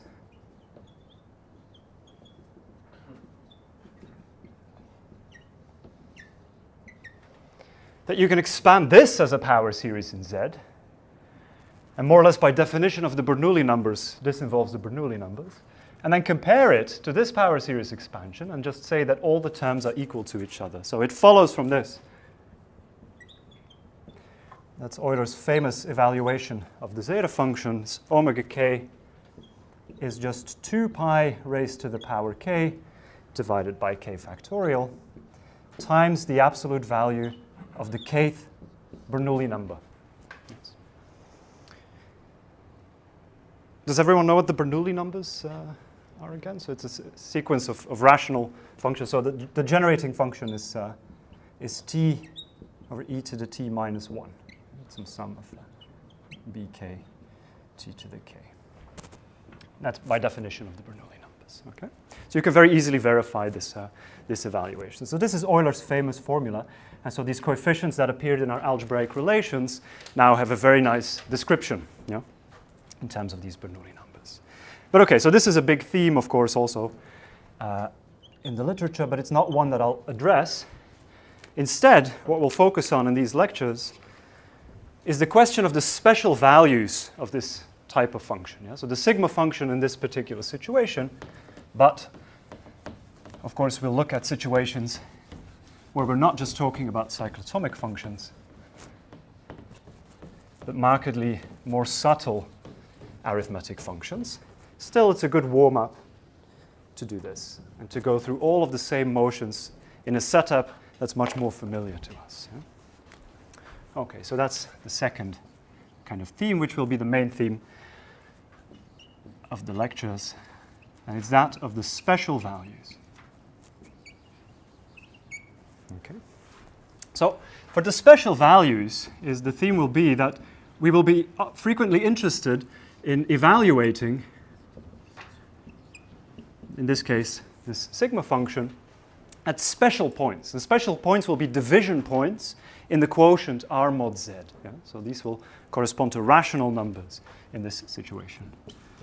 So at division points Z in Q. So division points here should be interpreted as those points that have finite order in the quotient R mod Z. Yeah? So since here we're just dealing with addition, that just means that they're fractions. Yeah? So Z in Q. Okay. So the picture now to draw is the following. So I'll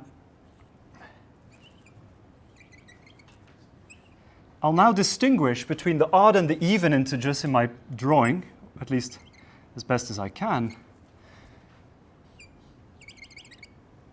Something like this, yeah? So this is Z inside of the reals, and say the empty ones are odd and the full ones are even integers. And we saw that we had kind of two different choices of describing a set of algebraic equations for the quotient. And the first was to take these functions alpha 1 and alpha 2 as our x and y coordinates. And if you do that, the quotient will be sort of embedded by this quadratic equation, which I already had on the board earlier. So it's y squared equals x squared minus pi squared. Yeah? So before I had alpha 1 squared equals, sorry, that should be alpha 2, of course, like so.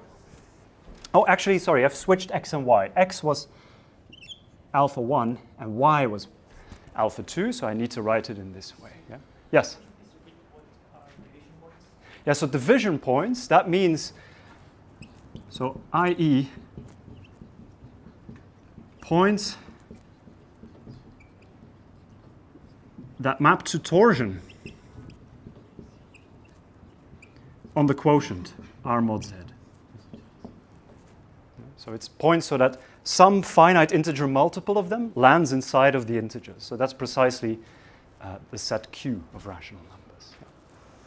Okay, so of course, if we started today's lecture and I told you, take R mod Z, that's an algebraic variety and it's described by this equation, you'll tell me, please get out of here. That's the stupidest way of describing the quotient as an algebraic variety. Of course, we want to think of it as the unit circle, right? And you can, at a slight cost, and that's sort of the message of this motivation. Yes? So division points are just the rational points? Yes, exactly. So if you're confused by this terminology, you can just omit it. No. It's just to give you a flavor of the kinds of points we'll want to evaluate at later on. But for now, I just want to evaluate at rational arguments, Z. No. Perfect. Exactly. So you can think of torsion points in the quotient. Exactly, yeah, so that's this one. Okay, all right, so let's do something slightly more clever. And let's take the pair of functions, this sigma function that I just defined for you, and then maybe a slight shift of the sigma function. And that shift will be sigma of Z plus a half. Okay. Of course, if one is the cosine, the other, if one is the sine, the other is the cosine, yeah? And so we know that the algebraic relation satisfied by this will be of a much nicer form, namely x squared plus y squared equals 1. That's, of course, what we would have wanted. Except this function is not quite invariant under Z, so in the quotient we do get a nice unit circle, but we still haven't managed to separate the odd and the even points. So there's advantages and disadvantages to both approaches, and of course you can take a further quotient and pass through here, of which I'll give as an exercise to determine the equations that this map takes. Okay? So this is our unit circle. This is intuitively what everyone would have done, and we'll see in the setup of elliptic curves later on that historically speaking we always do this non-intuitive one, namely the Weierstrass equations, but this one is much more intuitive, even though it's less mainstream somehow in the elliptic setup. Okay, but nonetheless, So we'll want to look at this right-hand side picture. Clearly that's much nicer. If we expect maybe that the values at division points will be algebraic, at least we might hope that we have an algebraic equation to begin with. Yeah? Here, x and y will probably not be algebraic, but they might be after you quotient out some period. Anyway, those are all commons.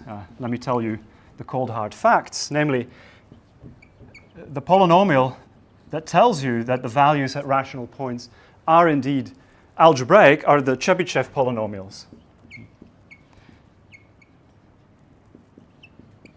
And these Chebyshev polynomials of the first kind, if you're familiar with such things, it doesn't really matter. They won't reappear in my talk, but they're defined by the following defining relation. So t sub n of the cosine of theta, it's a polynomial, and if I evaluate on the cosine, I get precisely the cosine of n theta. Yeah. So a lot of these small ones you'll be familiar with from high school. For n is equal to 2 and 3, for instance, you have these addition formulae that you see back. And in general, you have these Chebyshev polynomials. And so because they're polynomials defined over the rationals, we immediately obtain that whenever z is a rational number, the value of this sigma function at z is indeed algebraic. Yeah, it satisfies a polynomial equation by virtue of Tn being a polynomial. Yeah, and so just to give you an example, in fact, we can say much more than just the fact that it's algebraic. Here's an example also of historic significance. If I evaluate at 2 divided by 17, that's a nice rational number. That's exactly what Gauss did. The value of this, well, here you don't really need to know anything except the interpretation of sigma as the sine function. Gauss described this in radicals famously when he was very young, with this ruler and compass construction of a 17-gon. This element, it's algebraic, but it's actually more than that. It's almost a unit. So first of all, we might remark that it's real. It's in fact in the totally real subfield of Q adjoins zeta 17. Q adjoins zeta 17 has degree 16 over Q, and this field with the plus has degree 8 over Q. So it's algebraic. It's in a very specific field extension, which is abelian over Q. That's already important to note. And we might also remark, even though it doesn't mean much at present, it will mean something in what follows, that this is at least half of a 17 unit. Now a 17 unit, that just means if you write down the polynomial for it and you make it monic, then the constant term is only divisible by 17. So that means. Yeah. So it's invertible if you allow yourself to invert 17. So it's almost a unit. Okay? Random observation I'm making at this stage, but hopefully this will all mean something later on. Okay. So I propose we move to the setup of elliptic functions, and whilst I raise, if you have questions on the cyclotomic case, please ask, don't hesitate. Because essentially what I propose to do now is to do exactly the same as what we just did, but in the more interesting setup where we replace z in R by a lattice in C. So we go one dimension up, but we go otherwise through all of the same motions.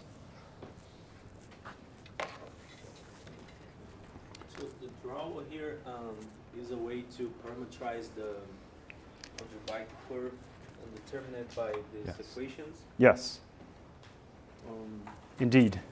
That was our goal. So R mod Z as a topological space, we have some picture, but we would like to define it by a set of equations as an algebraic variety. And here's 2 ways to do that. This one is kind of not really hitting the brief because it's not a parameterization of R mod Z, rather of R mod 2Z. So it's almost an answer to the original question. It's just a particularly satisfactory one. So by giving up invariance under all of Z, we got a very nice equation. But if we really want the variety itself, then we're dealing with these transcendental numbers in the relations, which is, of course, much nastier, especially if we're dealing with questions of is the value of x over y or something, is that an algebraic number? here you have little chance of that being true because there's transcendental coefficients appearing in the relation. So they'll only be algebraic after you divide by a suitable period. Yeah. So it's more hidden somehow. It's much more awkward to work here than here. I think in the case of a cyclotomic setup, that's very easy to see. In the case of elliptic curves, it's easy to miss because historically Weierstrass theorem has become so dominant that we're always working on this awkward side. Yes? Sorry, what does the plus sign mean? The plus sign, it doesn't actually matter. So it's not going to come back in the remainder of the lectures, but I'll still tell you. So the question was, what does the plus sign mean here? This is the maximal totally real subfield of Q zeta 17. So it's generated by, over Q, by adjoining zeta 17 plus zeta 17 inverse. Yeah. It's funny because here there's a minus, but if you think about it a little bit more carefully with this I, you'll see that it's indeed in that field. It's fixed by complex conjugation. Okay, so let's move on to elliptic functions. So we were very much in the jurisdiction of Euler's work, and now we're going a little bit further on in time. So elliptic functions, what I want to do now is I want to do the same thing, but consider the setup one dimension higher. So I'll consider a lattice inside of C. And this lattice, in fact, let me already give names to a set of generators for it. So the lattice will be spanned by two vectors, omega 1 and omega 2 inside of C. And the picture to have in mind here is that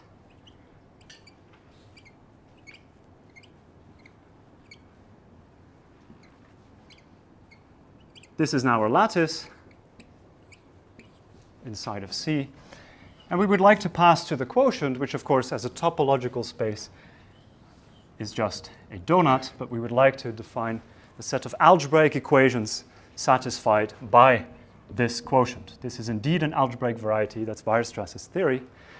And naively, we'll approach it in the exact same way as before by trying to construct invariant functions just by taking lattice sums. So we have invariant functions. Again, I'll call them alpha sub k, same notation as before. But now there's a dependence also on lambda. You see, before it was just z, and rescaling z didn't really do much. Here, the shape of lambda can really vary. So there's a more substantial dependence on lambda. So I'll often reflect that by keeping track of it in the notation, lambda comma z. Yeah? And what lambda comma z is, well, you can already guess, is I'll do the exact same thing as before. I'll take 1 over z minus lambda to the k, and I'll sum that over all lambda in lambda. So now, in order to get absolute convergence, k has to be at least 3. Otherwise, this thing doesn't converge absolutely anymore. We've gone up by one dimension. This sum is much bigger, so to majorize it, k had better be bigger as well. So it needs to be at least 3. And now we're going to repeat the same steps as before. We have lots of kind of relations, polynomial relations between the alpha k's, but we want the ultimate relation. So we're going to want to lower k all the way down to 1 and then see what relations exist there. And that's exactly what Weierstrass did. So outside the range of absolute convergence,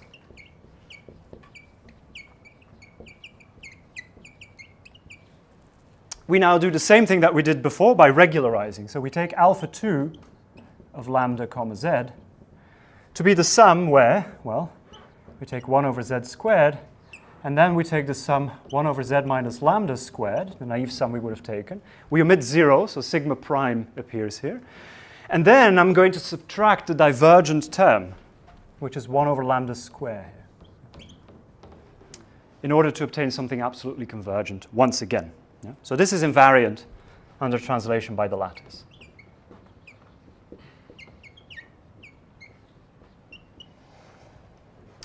Okay, all right, but we have to keep going. We take alpha 1 of lambda comma z, and alpha 1 will do a similar trick. So we take 1 over z, but now I'm going to have to subtract two divergent terms. Yeah? So I take 1 over z minus lambda. I better subtract this divergent term minus 1 over lambda, so that gives me plus 1 over lambda. And then the second term is also divergent. We'd already subtracted it before. That's z over lambda squared. Yeah? Yes? Oh, Question? In lambda 2 is plot. Where's this? Here? No, this is a minus because you see at z is equal to 0, the leading term will be 1 over lambda squared. So I have to subtract that for it to disappear. Whereas here, I get a minus 1 over lambda, so I have to add it for that to disappear. Yeah. But indeed, it's very confusing, the signs, and it's very possible that I make a sign error, so stop me if you spot one. So we do the same thing. Now, this thing is almost invariant. So it's not quite invariant, but almost. So it's no longer invariant under lambda.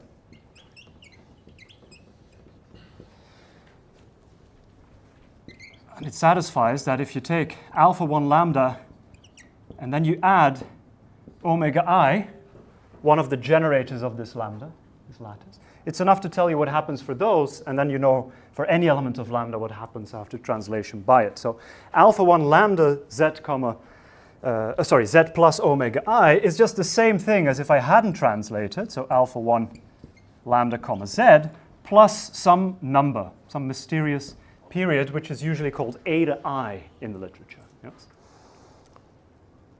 Okay.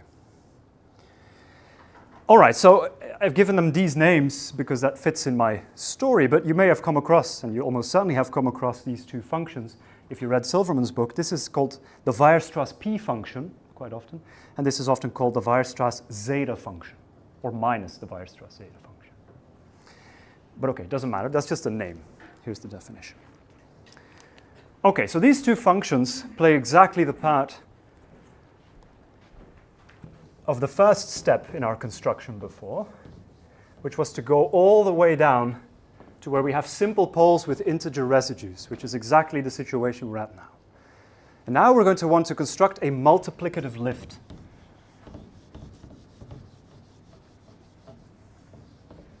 And we can do that pretty much exactly the same way.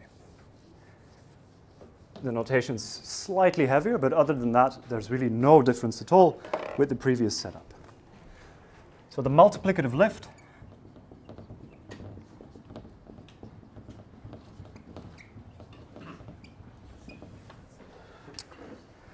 I can write down explicitly for you. I'll use the symbol sigma again, but I'll use the different typesetting of sigma, which is also the traditional one.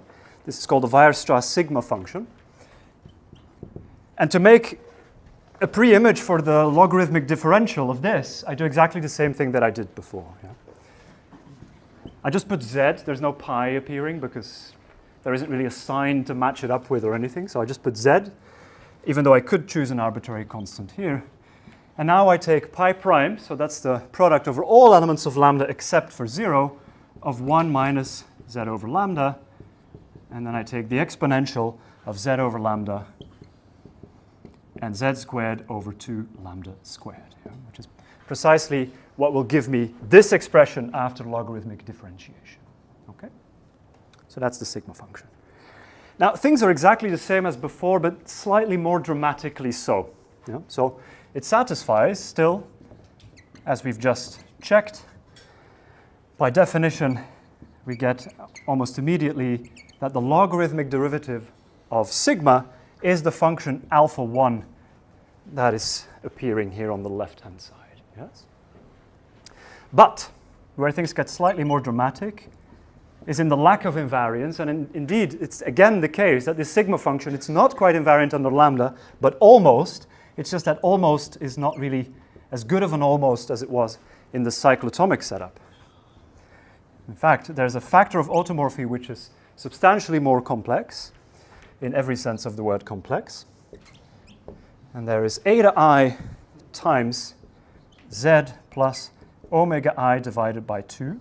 So this is the automorphy factor that comes out, and then I just get sigma of lambda z again. Yeah? So this, if this term wasn't here, this would be literally invariant under translation by an element of the lattice. But alas, you have to multiply by this factor, which, there it is in all of its glory. Yeah? This is, of course, related to the fact that sigma is the section of a degree 1 line bundle on E, if you know about this language. If not, it's just given by this formula. That's perfectly fine. Okay, so I'd like to draw a picture. And in fact, I'd like to draw it slightly bigger because otherwise it'll get too messy. So I'll erase this. And what I want to do is I want to, again, view this thing as an algebraic variety using the two alternative ways, one involving this multiplicative lift and one just involving the alphas. The one just involving the alphas is what is traditionally referred to as Weierstrass theory. Even though coming from the cyclotomic case, we now see that this is really the most awkward thing to do in this setup. But it is tradition, so it is important. Okay, so our setup is we have our lattice lambda inside of the complex numbers, and we're going to consider two quotients. So the first is where I take alpha 2 and alpha 3. That's what Weierstrass did. Alpha 2 he called the Weierstrass p function, and minus 2 alpha 3 is the derivative of that Weierstrass p function. That's what he used. I'll use alpha 2 and alpha 3, which is of course the same thing after an elementary rescaling. And the picture that we then get is that of a usual elliptic curve where all of the lattice points have all collapsed to the point at infinity, and the algebraic equation is given by y squared equals x cubed plus this omega 4, but of course omega 4 defined with this new lambda, not with z like it was before, slightly modified. There's some factor of 15 or something which I don't remember, so I'll put a tilde times x, and then same thing with a period of order 6. Yeah? So this is a nice cubic equation that describes for me the quotient, but again quite awkward because these periods that appear here will be highly transcendental numbers in general. Yeah? Even if this curve could also be defined over Q, these numbers in general are very transcendental. So that feels a little bit more awkward coming from the point of view of special values. So what fits here? What's our unit circle for the elliptic curve? Well, that's the theory of Jacobi. So before, what we did is we took the sigma function and we shifted it by 1/2 because we knew, that's the cosine function. But let's try and mimic this. What's shifting by 1/2? That's shifting by an element of order 2 in the quotient, by a 2 division point. Here, of course, I have lambda, so there's many more 2 division points to take. And this gives me now 4 coordinates. So I can consider sigma of z. I can also consider sigma of z plus 1/2. Plus, I didn't normalize my basis, so I have to unfortunately make it slightly messier here. Omega 1 divided by 2. I could have assumed that omega 1 was 1, but I didn't, so now I have to bear the consequences of that choice. I can also shift by the other generator, omega 2 divided by 2, or I could shift, not plus, but comma, by z plus the final one that I hadn't gotten yet, which is omega 1 plus omega 2 divided by 2. So this gives me 4 coordinates, like so. And in fact, in Jacobi's theory, there's an innocent exponential function that looks a little bit like this. So the normalization is slightly different, but it completely doesn't matter for our purposes. So I'm just going to put a tilde, meaning it's not literally the sigma function I've defined. There's some exponential factor in front of it, which we don't care about today. Now, if you do this, then what you get as the quotient is, of course, you have 4 variables. And in fact, we'll consider them to be homogeneous variables. And we'll get an equation inside of P3, so the projective space of dimension 3. And the equation will be x squared plus y squared equals 1, same equation that we had before. And now there's some other equation, z squared plus k squared x squared equals 1. Yeah? So I've dehomogenized the coordinates here by making this one equal to 1, and then this is x, y, z. Okay, so what is this? It's a nice set of equations. It's an intersection of 2 equations. Maybe that's why we prefer Weierstrass's theory, because he gave us just 1 equation in 2 variables. Here we get 2 equations in 3 variables, but it's much more algebraic in nature. And so the picture to draw here is that this is a cylinder, just in the 2 first variables. So. I'm going to tell you. That's an excellent question. Yeah. That's an important question, so I owe you an answer to that. The second one is also kind of a cylinder, but on a conic section, on an ellipse. So it's like kind of some warped thing, but in the other direction. So it'll intersect this fast cylinder along some curve, which if you draw it nicely, which I haven't done, you can see very nicely the structure of this guy reflected. So here this has two real components. So in my picture, the same will be true. And so there will be some intersection. And here also on the other side of the cylinder, so you can't really see it. But there's like some second component there, yes? Okay. All right, I haven't said what K is, and I will. That's, in fact, the most important quantity appearing on this board. This K, when your curve can be defined over Q, will be an algebraic number. Yeah? That's the important thing to know about it. And in fact, it's related to the J invariant by a very simple function. So it's essentially the J invariant as it was defined this morning by Sebastián Herrero. Okay? So this K function will appear later on. Okay, so I'll say a bit more about the K function in what follows, but first I want to make my goal explicit. Well, the periods I'm not going to talk about now. That's also an interesting topic, but I will talk about the special values. And right now I will take special values at division points of these functions, but in general this doesn't really have a global meaning except if I make the following additional assumption. So we will assume now that this lattice lambda has complex multiplication. So this means just that the set, if I take the set of all of the complex numbers that map lambda into itself, that this is not just the integers. So it contains the integers, but it's not equal to it. So it has more multipliers than just scalar multiplications by integers. So I'll make this assumption from now on. Okay? Okay. So what we get now is we get, just like before, well, not just like before. Before we got one type of special value. Now we have two types to worry about.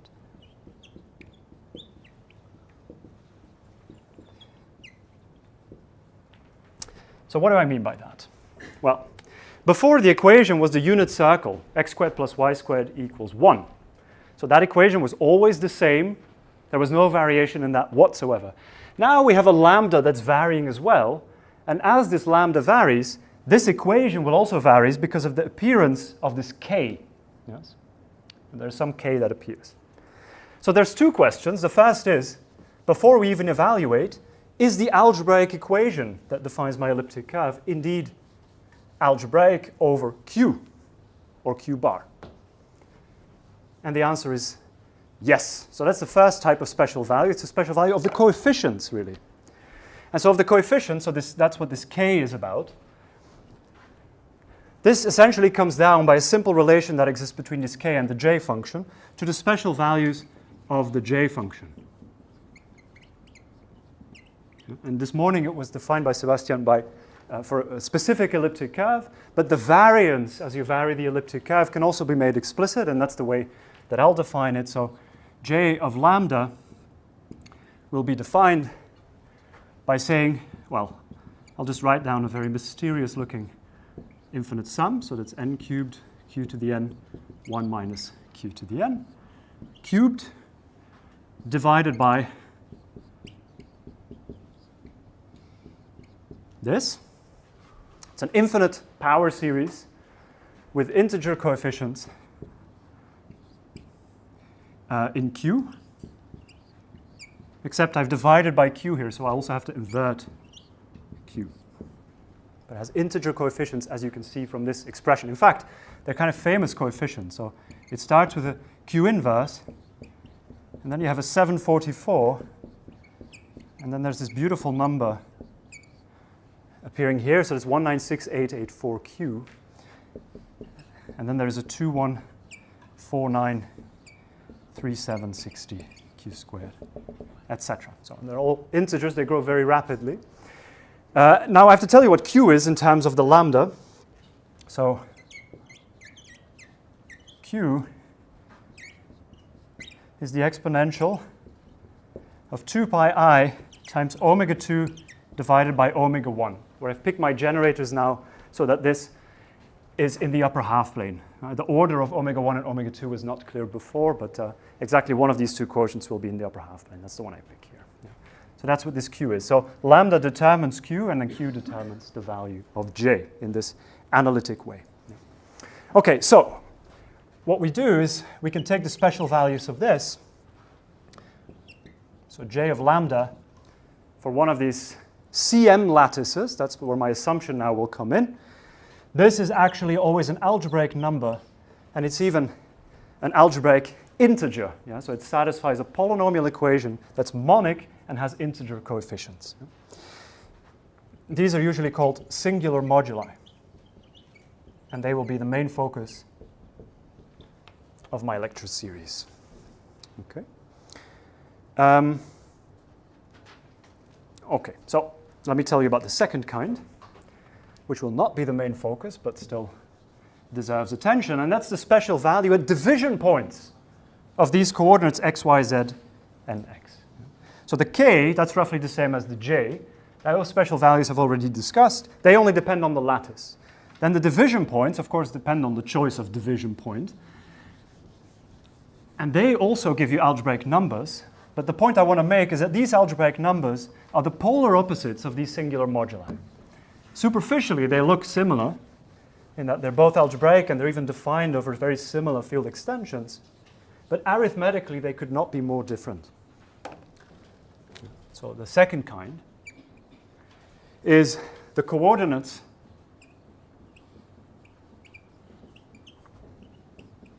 of division points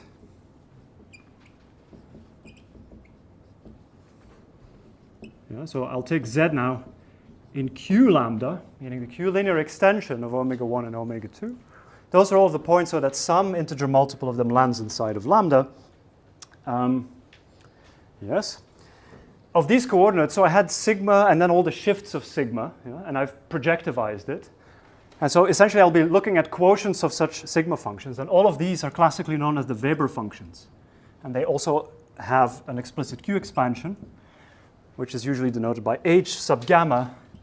And what they are in this case is 2 to the 12 times the Ramanujan delta function, which I'll define for you in a second, of gamma z divided Ramanujan delta of z, where there's a bunch of symbols I have to define for you. Gamma will be some element of 2 by 2 matrices with integer coefficients, and the determinant of gamma will be 2. And up to SL2Z equivalence, there's precisely 3 such choices. So that reflects the 3 coordinates that we had before. Okay. Now what's this delta function? In fact, I kind of already defined it for you, so I'm just going to circle it on the other board. The delta function is precisely this mysterious infinite product that I divided out by here. So if you haven't seen this before, you can take this to be the definition of delta q, where q and z, the variable I've used there, are related in the usual way. Okay, so that's what the Ramanujan delta function is. Yeah. And gamma z is linear fractional transformations, actually. Okay, now these also are algebraic. And they have a similar property to the values we saw before in the cyclotomic case, in that they're algebraic, but they're arithmetically much poorer than the singular moduli. They're always kind of almost units. Yeah. They're called elliptic units. And they're indexed, of course, not just by the lattice, but also by a choice of division points. But if you vary the choice of division points, they fit together into these very rigid, norm-compatible systems. And that makes them arithmetically quite strong and well-behaved, and that's why they're related to L functions. But from a point of view of factorizations, they're much more poor because of that. They have to satisfy much stronger laws, and therefore their factorizations are usually essentially almost units, whereas the singular moduli do not have this property. So I have them nicely side by side here, and I just want to point out that these two invariants, let me do it here, as I said, are arithmetically somewhat polar opposites of each other. So arithmetically very different. But they are also related. And the relations, so I won't say anything about this now, but this is beautiful work of Heegner, where he solves the class number 1 problem. And the solution of the class number 1 problem rests essentially on an algebraic relation between elliptic units and singular moduli. And that algebraic relation is also the equation of a non-split Cartan modular curve. It's a beautiful subject, but I won't talk about it today. I just want to mention that they're very different, but there are polynomial relations that exist between them. The applications that they both have had are manifold, and I won't even attempt to list all of them. But I will give you a flavor that, in fact, they're both relevant for the Birch-Swinnerton-Dyer conjecture. So these singular moduli, and that's the topic of tomorrow's talk, feature prominently in their arithmetic properties in the work of Gros and Zagier. And the work of Gros and Zagier is essentially the best result we have on the Birch and Swinnerton-Dyer conjecture. And specifically, it's relevant for the BSD conjecture in rank 1, about which I'll say a little bit more later. Yeah, so next lecture will be devoted to this. Here I won't talk about them much, but I might mention that they're also relevant for the Birch and Swinnerton-Dyer conjecture for CM elliptic curves. And this is exactly the key player in the famous work of Coates and Wiles. It's precisely this norm compatibility that I mentioned earlier. So that's BSD rank 0 for CM elliptic curves, but okay. So you see that they both have applications to the same conjecture, but they're wildly different types of applications. And in this lecture series, I'll focus more on this side of the board, so the singular moduli, where it's a little bit less understood what's happening in the real quadratic case. So let me say, and in fact, let me check the time also. Okay, so I have 1 minute. So what I'll say is we will focus, so from next time onwards, on singular moduli. And we will start with their prime factorizations. And in fact, I was going to write some example down on the board to give you a sense of what these factorizations look like, but it seems like a better idea to let Don Zagier do it for me. So I will show you a photo of a letter, a famous letter that Don Zagier wrote to Dick Gross. Thanks. In 1983, I'll put it a little bit back. I don't know if everyone can see it. This is a copy of the original letter where sort of this work that I'll talk about next time was really being discovered. And instead of making an example, a numerical example on the board myself, I can refer to Zagier's table. It's a very difficult letter to read even with the best of resolution. So you probably don't have any chance of reading what's on this page, but I recommend you look it up. It's quite fun. So he says, Dick, I've been in Japan for 2 weeks now, and yes, exactly, and enjoy it tremendously, both for sightseeing and mathematics. However, telling you about my trip can wait till you get to Germany. I'm writing now for mathematical reasons only. I'd meant, yeah, okay, maybe I can skip this bit and you can read it for yourself. But what he says here is, as you may remember, I have asked you whether our results, so they had already been collaborating a little bit, on the norms of singular moduli, which is really the norm of the singular modulus at some point minus j of the cube root of unity, which is 0, and also the norms of j minus 1728, which is j evaluated at I, might generalize to results on norms of j tau 1 minus j tau 2 for arbitrary CM points tau 1 and tau 2, which he denotes as z and z prime, with unrelated discriminants. And this was really the beginning of a beautiful story which led to this application of BSD in rank 1. And you can see here some of the numerical experiments that he was doing, apparently on some kind of travel calculator. He said he's complaining here that he has an HP, which is some kind of mechanical calculator from the 80s, which had only 10 decimal places. So he had to be very clever to kind of carry over things and then write them on paper and then multiply them again. So back in those days, you had to be very good to do computations. You still do, but you get away with a lot less somehow than you did back then. And he found the following values. And so what this is these are discriminants of CM points, all of class number 1, as we'll see later on. So that's 11, 19, 43, 67, and 163. Here, the same thing. And then he's going to look at the norm of the J invariant evaluated at the unique CM point up to SL2Z equivalence with that discriminant, minus the J invariant of this one. And of course, this table is symmetric, so he only makes it upper triangular, because it's invariant under transposition. And he makes all of his calculations. And here's the miracle that happens, and this is kind of the point that I'm trying to make. We saw here that the values at these division points of the Weber functions, which fits in the whole theory of Siegel units, etc., they're elliptic units. So they don't really have rich prime factorizations at all. In fact, they will only be divisible by primes that have something to do with the determinant. So they're essentially units. These J invariants don't have that property at all. And you see here these huge numbers appearing. And they're absolutely gargantuan. It's hard to describe just how big they are. But if you factorize them, you only get these really small prime factors raised to very big exponents. So these are very smooth numbers in the sense that if you write down a random big number, it'll probably have some really big prime factor inside of it. But these differences of singular moduli never do. And here, Zagier remarks, he says, it seemed pretty clear that those numbers were too highly factorized for this to be coincidence. It's not on the page, but that's what he writes afterwards. So there's something very deep going on with why these numbers are so smooth, and that's precisely the starting point of the lecture tomorrow, where we'll explore a little bit more these arithmetic factorizations of J functions that were discovered briefly after this letter was sent in 1983. Okay. So with that, I think I'll stop for today. Yeah, thanks.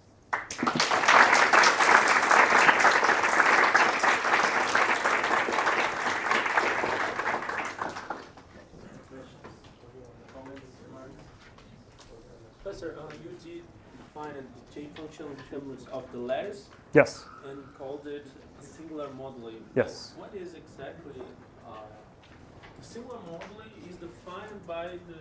It's this number. Actually, this number. Very important under the assumption that lambda has Cm. All right. So for Cm lattices, the J value is called a singular modulus. And all of the J values of all of the Cm lattices are singular moduli. So that's the plural. Yeah.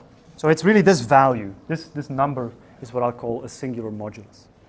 Right, perfect. And that is and you have another definition? Yes. Exactly the... It's the values of this function now, which is roughly the quotients of these shifted sigma functions that I wrote down before, at division points. So inside of Q lambda.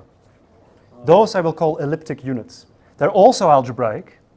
And in fact, they're also defined over abelian extensions of K, but I'll get to that next time. But they don't have these rich prime factorizations. The only primes by which they will be divisible will be primes that have something to do with the division point, so the order of this division, and the determinant of this matrix, which is 2. So outside of 2 and whatever division point you took, you never see any interesting factorizations. So they're very different from this kind of phenomenon. I don't know if this question maybe will be a spoiler of your lecture, but okay. Well, I mean, yeah. Why is the arithmetic of each definition so different from each other? That's a good question. Yeah, why is that? Well, I think maybe the best explanation is what I said before. These are much more rigid in the sense that they have very close relations to L functions, coming from the fact that if you look at the whole ensemble of all these elliptic units for various division points here, they have very strong norm compatibility relations. And there's this whole theory of Euler systems that makes that intimately related to special values of L functions. And it's the connection to L functions that makes them much more kind of rigid. They're not allowed to fall out of line. Whereas singular moduli have less clear connections to L functions. They come from things that are not really holomorphic modular forms. This thing has a pole at infinity. And so the Hecke theory is, kind of absent. And therefore, these objects are much less rigid. So they have more space to be divisible by lots of primes. And therefore, they can lead to arithmetic behavior of a very different kind. And so you see here, yeah, the application, it looks very similar, BSD rank 0 and BSD rank 1, but it's really extremely different, the way they carry interesting arithmetic. And so we'll see a little bit more about what happens in the case of Gross and Zagier next time when I talk about their work on heights of Heegner points, before we move on to the real quadratic setting. Yes?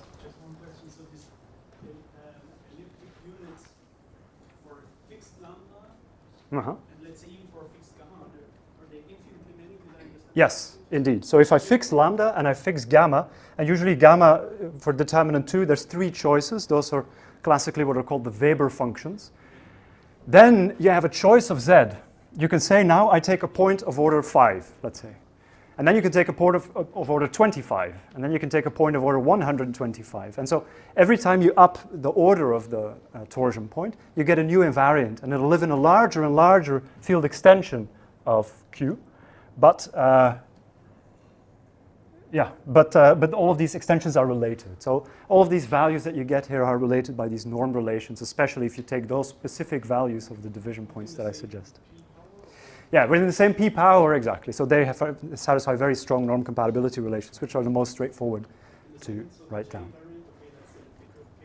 But is there, I mean, is there a motivation to look at elliptic fields? What is it? Or you probably just said that with L functions, but not. Yeah, I mean, the motivation comes a little bit from their ability. So I said these lie in bigger and bigger field extensions, and maybe that's a spoiler alert or not, I don't know. But they will all lie in abelian extensions of the imaginary quadratic field that's determined by lambda. So this Q lambda, if I normalize lambda to be generated by 1 and some other element tau, that's an imaginary quadratic field. Yeah?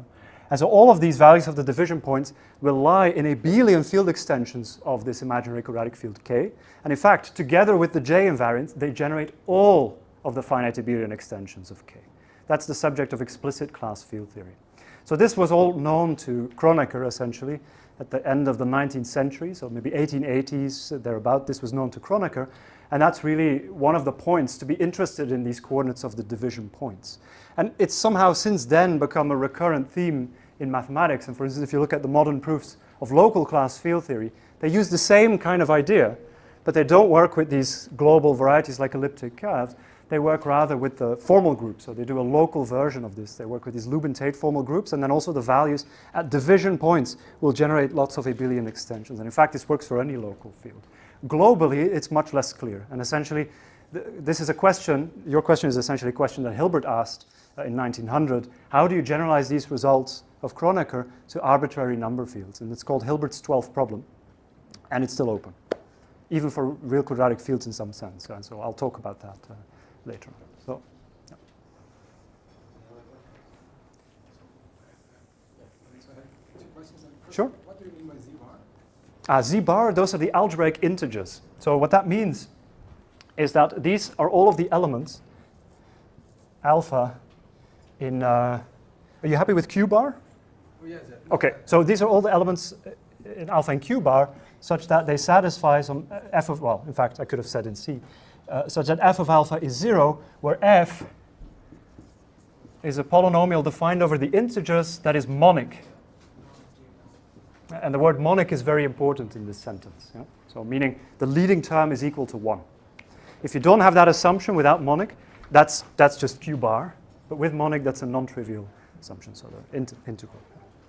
My second question is, so we've considered here the quotient by rank 2 lattice. Yes.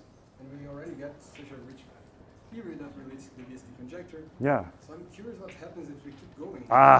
It's an excellent question. Right? It's quite difficult. So people have thought about this, obviously, but so yeah, in dimension 3, I'm not sure I have anything to say at all. In higher dimensions, there's various ways in which you could interpret your question. So the question, just to repeat, the question was, if you keep going, we went from dimension 1 to dimension 2, so I'm sort of suggesting maybe you should keep going and do this in higher dimensions as well. But the theory becomes much more difficult, and so there's various ways to approach this. You could try and generalize the theory of CM elliptic curves, which is really underlying all of these statements. And this has been done to some extent in the work of, say, Taniyama and Shimura on abelian varieties with complex multiplication. And so there you get similar looking results where values at division points will always lie in abelian extensions of the number field that you started off with, which this thing has CM by. In fact, it's more technical than that. There's something called a reflex field, etc. But anyway, so it's riddled with complications. And in the end, you always get only part of the abelian field extensions of the base field. So you never get a result that's as complete as Kronecker's in this case. So it's true that there are results, and many very interesting results for abelian varieties of arbitrary dimension, but they're never quite as complete as the case for elliptic curves. On the other hand, you could try and mimic the business that we did with the alphas. And maybe that's the more natural way to interpret your question after today's talk. And that is still a hot topic of investigation somehow. And it relies on this, well, it's related really to this kind of recent resurgence and interest in the work of Eisenstein and Kronecker, They wrote a beautiful book, if you want to know more about this. It's called Elliptic Functions from Eisenstein to Kronecker. It takes a very similar approach to what I did in this talk today. And that approach is now being generalized to higher dimensions. And so, for instance, for complex cubic fields, there's spectacular recent work of Bergeron, Charleroi, and Garcia, which does such extensions to setups that were previously unattainable. Still conjectural, but nonetheless, it takes very much the same point of view that I did today, just 1,000 times more complicated than the setup we had today. Yeah. But excellent question. Yeah. All right. Sure. When you were talking about the logarithmic differential. Yes. Right. I'm just confused though, how do you define that when there's an infinite product? Like that obviously will affect the conversions of the result. Yeah. So all these products that I wrote down today, they were all infinite products. Yeah. And so indeed, you're absolutely right. Just as with an infinite sum, you have to be careful whether that makes sense. So you better have absolute convergence. Yeah. And for the ones that I wrote down today, this absolute convergence was there only thanks to those correction terms that I put in to subtract the divergent parts. And so, for instance, for the Weierstrass sigma function, you can find all these proofs in Silverman's book. So chapter 4 on complex Weierstrass theory will prove all of this for the sigma function as well. And so that's why you get this very nice absolute convergence. The invariance fails because of the error terms are not invariant, right? So you have to be careful, but nonetheless the absolute convergence makes sense, so the infinite product can be taken in any order that you like. Thanks again. Thanks.